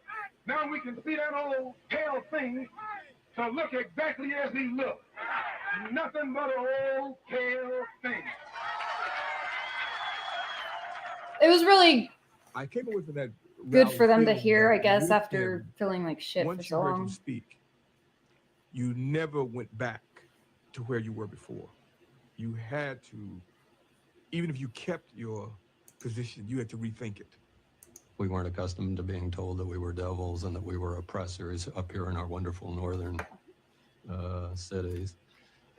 He was speaking for a silent mass of black people and saying it out front on the devil's own airwaves. And that was an act of war. When he came off the stage, I jumped off the island, walked up to him, and of course, when I got to him, the bodyguards, moved in front, and he just pushed them away, and I went in front of him and extended my hand and said, I liked some of what you said. I didn't agree with all that you said, but I liked some of what you said. And he looked at me, held my hand in a very gentle fashion, and says, one day you will, sister. One day you will, sister. And he smiled. He's a very likable guy. To make his message clear, Malcolm used his own life as a lesson for all Black Americans. I just like people that stick to their principles, like. And later, in writing his autobiography with Alex Haley, It's not easy to do. He sought some control over how his life would be interpreted in the future. I would be rather taken by a statement he would make of himself. He would say, I am a part of all I have met. And by that, he meant that all the things he had done in his earlier life had exposed him to things, had taught him skills. He was a hustler. Sort of, all of which had synthesized. He was talking about how like half of Harlem was living off the half of Harlem worked and the other half was robbing and living off of, crime against those who worked. To the Malcolm who became the spokesman for the Nation of Islam. You were born in Omaha, is that right? Yes, sir. And your family left Omaha when you were what, 1 year old? I imagine about a year old. He was selling weed and selling, he called it reefers. He was selling reefers. Why did they leave Omaha? Well, Doing to my coke. understanding, the Ku Klux Klan burned down one of their homes in Omaha. We had a lot of Ku Klux This made your family feel very unhappy, I'm sure. Well, insecure, if not unhappy. So you must have a somewhat prejudiced point of view, a personally prejudiced point of view. In other words, you cannot look at this in a broad academic sort of way, really. I think that's incorrect because despite the fact that that happened in Omaha, and then when we moved to Lansing, Michigan, our home was burned down again. In fact, my father was killed by the Ku Klux Klan.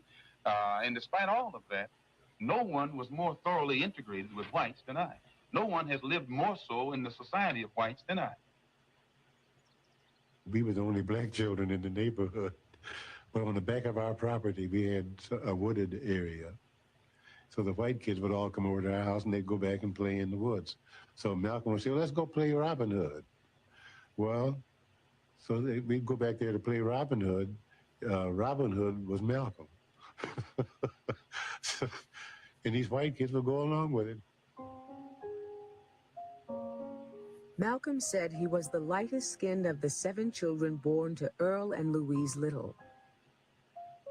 A reminder, he said, of the white man who had raped his mother's mother. In 1929, when Malcolm was 4 years old, It's his understandable father, why he a was carpenter and preacher, kind of moved angry, the you know? family to I can Lansing, understand that. Michigan. Lansing was a small town, and the west side was the side of town that blacks lived on. Malcolm and his family lived outside of the city, and they had a 4-acre parcel with a small house on it. So they were sort of considered as farmers. 3 months after the Littles moved in, white neighbors took legal action to evict them. A county judge ruled that the farm property was restricted to whites only. But Earl Little refused to move. Here in Michigan, Ku Klux Klan membership was at least 70,000, 5 times more than in Mississippi. Jeez. For Malcolm's family, white hostility was a fact of life. Everybody was asleep in our house. And, I think this is his brother. All of a sudden, we heard a big boom. And when we woke up, fire was everywhere.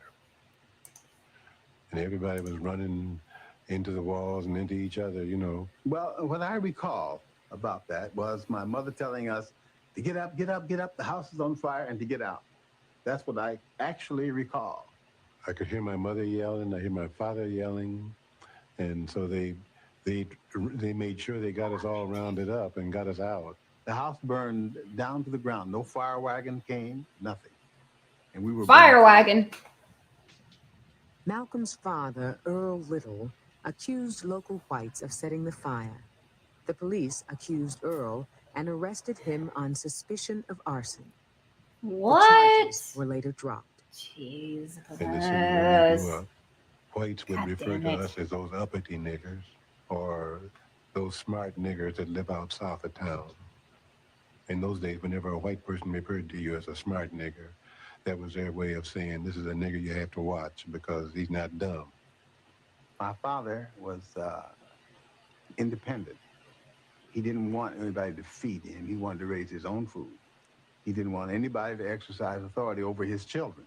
He wanted to exercise the authority, and he did. He was always speaking in terms of Marcus Garvey's way of thinking and trying to get black people to organize themselves, not to cause any trouble, but just to work in unity with each other toward improving their conditions. But in those days, if you did that, you were still considered a troublemaker. You would think that you would encourage that.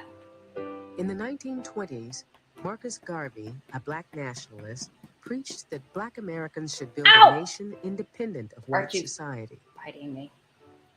With membership in the hundreds of thousands, Garvey's Universal Negro Improvement Association sought closer ties with African countries. The UNIA had its own flag, its own national anthem, and an African Legion pledged to defend black people at home and abroad. The U.S. Bureau of Investigation labeled Garvey one of the prominent Negro agitators. The federal government deported him in 1927, but Malcolm's parents remained Garveyites. Earl recruited new members. Louise wrote for the Garvey newspaper. My mother is the one who would read to us the Garvey paper, which was called the Negro World. She also would talk to us about ourselves as being independent. We shouldn't be calling ourselves Negroes or niggers, and that we were black people, and that we should be proud to call ourselves black people. What is your real name? Malcolm X. Is that your legal name? As far as I'm concerned, it's my legal name. Would you mind telling me what your father's last name was? My father didn't know his last name. My father got his last name from his grandfather, and his grandfather got it from his grandfather, who got it from the slave master. The real names of our people were destroyed during slavery. Was there any line, any point in the genealogy of your family when you did have to use the last name, and if so, what was it? The last name of my forefathers was taken from them when they were brought to America and made slaves.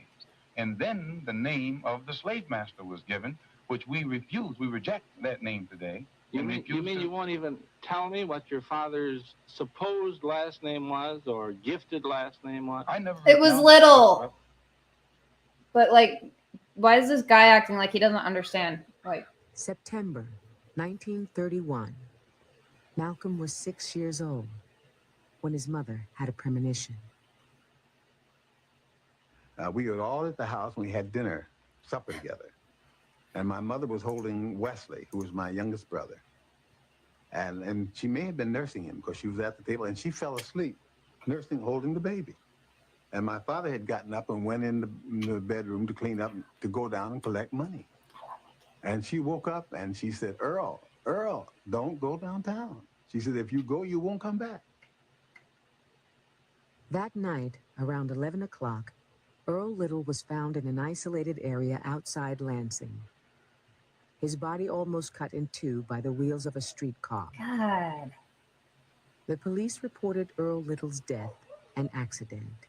Oh, jeez. Like, no wonder he was pissed off. Seriously. Over that whole issue, because at the time, so fucked up. It was perceived that rather than that fucks their life up with a streetcar, that, and then they all got separated. Little had really been pushed under the wheels of the streetcar. As a matter of fact, I remember hearing just that language, that he was probably pushed under the wheels of that streetcar.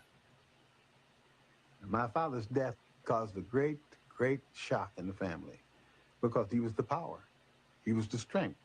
We were organized. We were a structured family. When we got out of school, me and my brothers and sisters, we'd come right home and go to work in the garden, clean up the chicken shed, and get ready for the night. And get up in the morning and all this. We'd pump the water and bring it in the house and all this. This was while Dad was alive. Because to not do this brought the consequence of a whipping. So we were disciplined. And then after my father got killed, and my mother's inability to run as fast as I could run, or Malcolm, enabled us to get away with a lot of things we wouldn't have tried to get away with. So we got looser and looser. That's why you need fathers. Louise Little struggled to raise her 7 children through the years of the Great Depression. Oh, it was the Great Depression, too. She's reduced to where she has no income. She got jobs. She was a proud lady. She had a lot of pride. She sewed.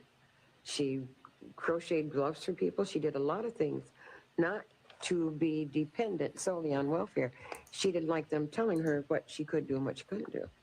And this is one of the main things that devastated her more than anything else. As time went by, you could see she was wearing down. That's so sad.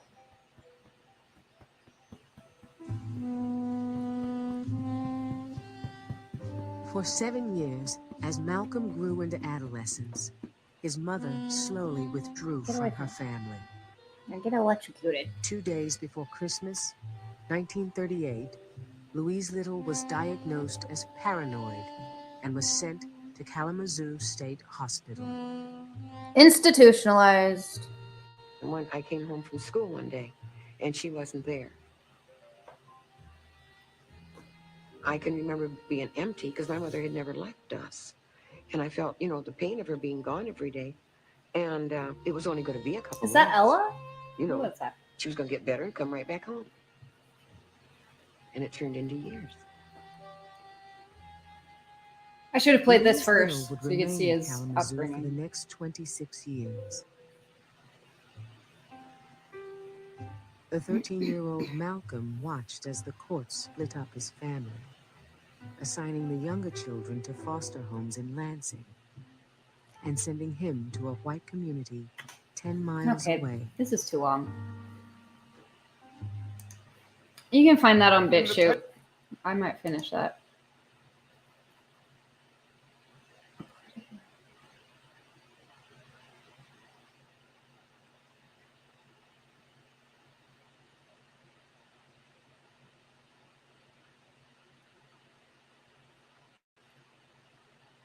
Really traumatic experiences growing up. I respect this person. I wish he was not murdered. And the end. It wouldn't let me play these for some reason.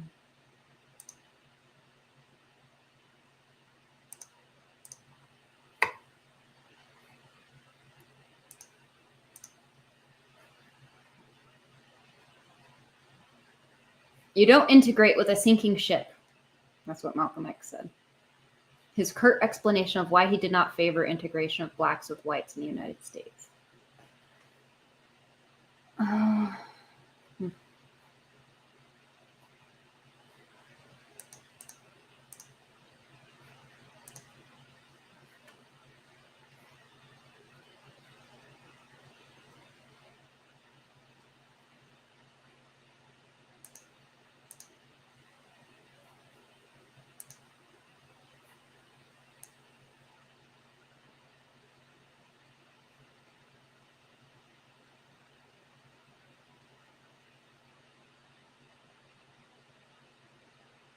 Yeah, he spoke at like all these colleges and stuff. Like, it's pretty impressive for someone who only made it through 8th grade. As far as, what is that? 3 sets of hands, left to right. American Nazi, Nation of Islam member, and Nation of Islam money collector. Weird. Didn't he? Hold on. Didn't he talk with like that one? Oh, Archie, no. Didn't he talk with Rockwell? I could have sworn. Malcolm X and what's his name? Something Rockwell. How did I forget his name? Not Norman Rockwell. When Malcolm X met the Nazis. Oh, shit. George Lincoln Rockwell. That's crazy. Sunday, June 25th, 1961, 10 members of the American Nazi Party arrived at a Nation of Islam rally in Washington, D.C. The party's founder, George Lincoln Rockwell, led them inside the Uline Arena, a 250,000 square foot stadium that would later host the Beatles' first U.S. concert.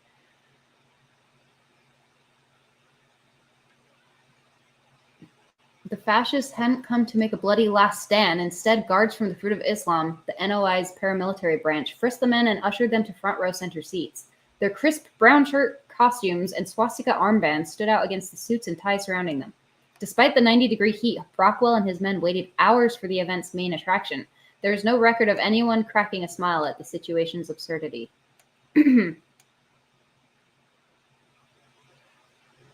Malcolm X delivered a speech followed by an appeal for donations that singled out the few Caucasians in the audience. Rockwell contributed $20.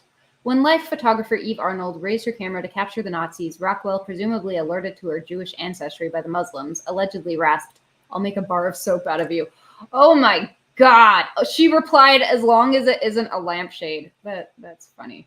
That is hilarious. Overt anti-Semitism, it turned out, was something the two groups could bond over.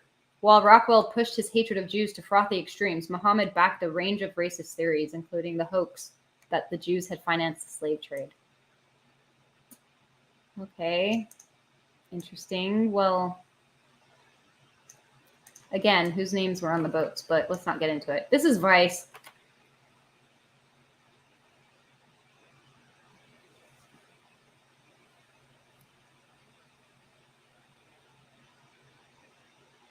To publicly rage against Jews in the summer of 1961 may have offended the general public even more than it would today. Huh.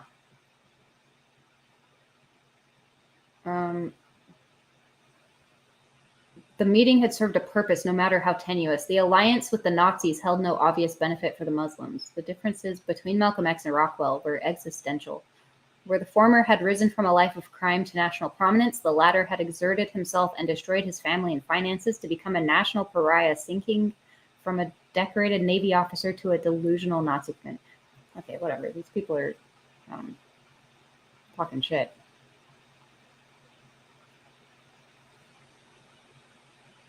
I would have liked to know more about like what they talked about.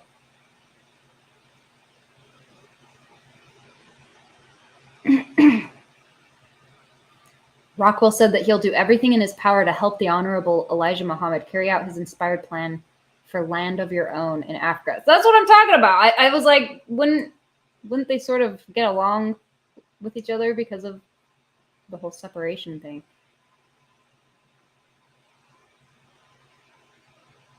That is very interesting. Okay. Anyway, I need to stop. This is going on way too long. I'm sorry.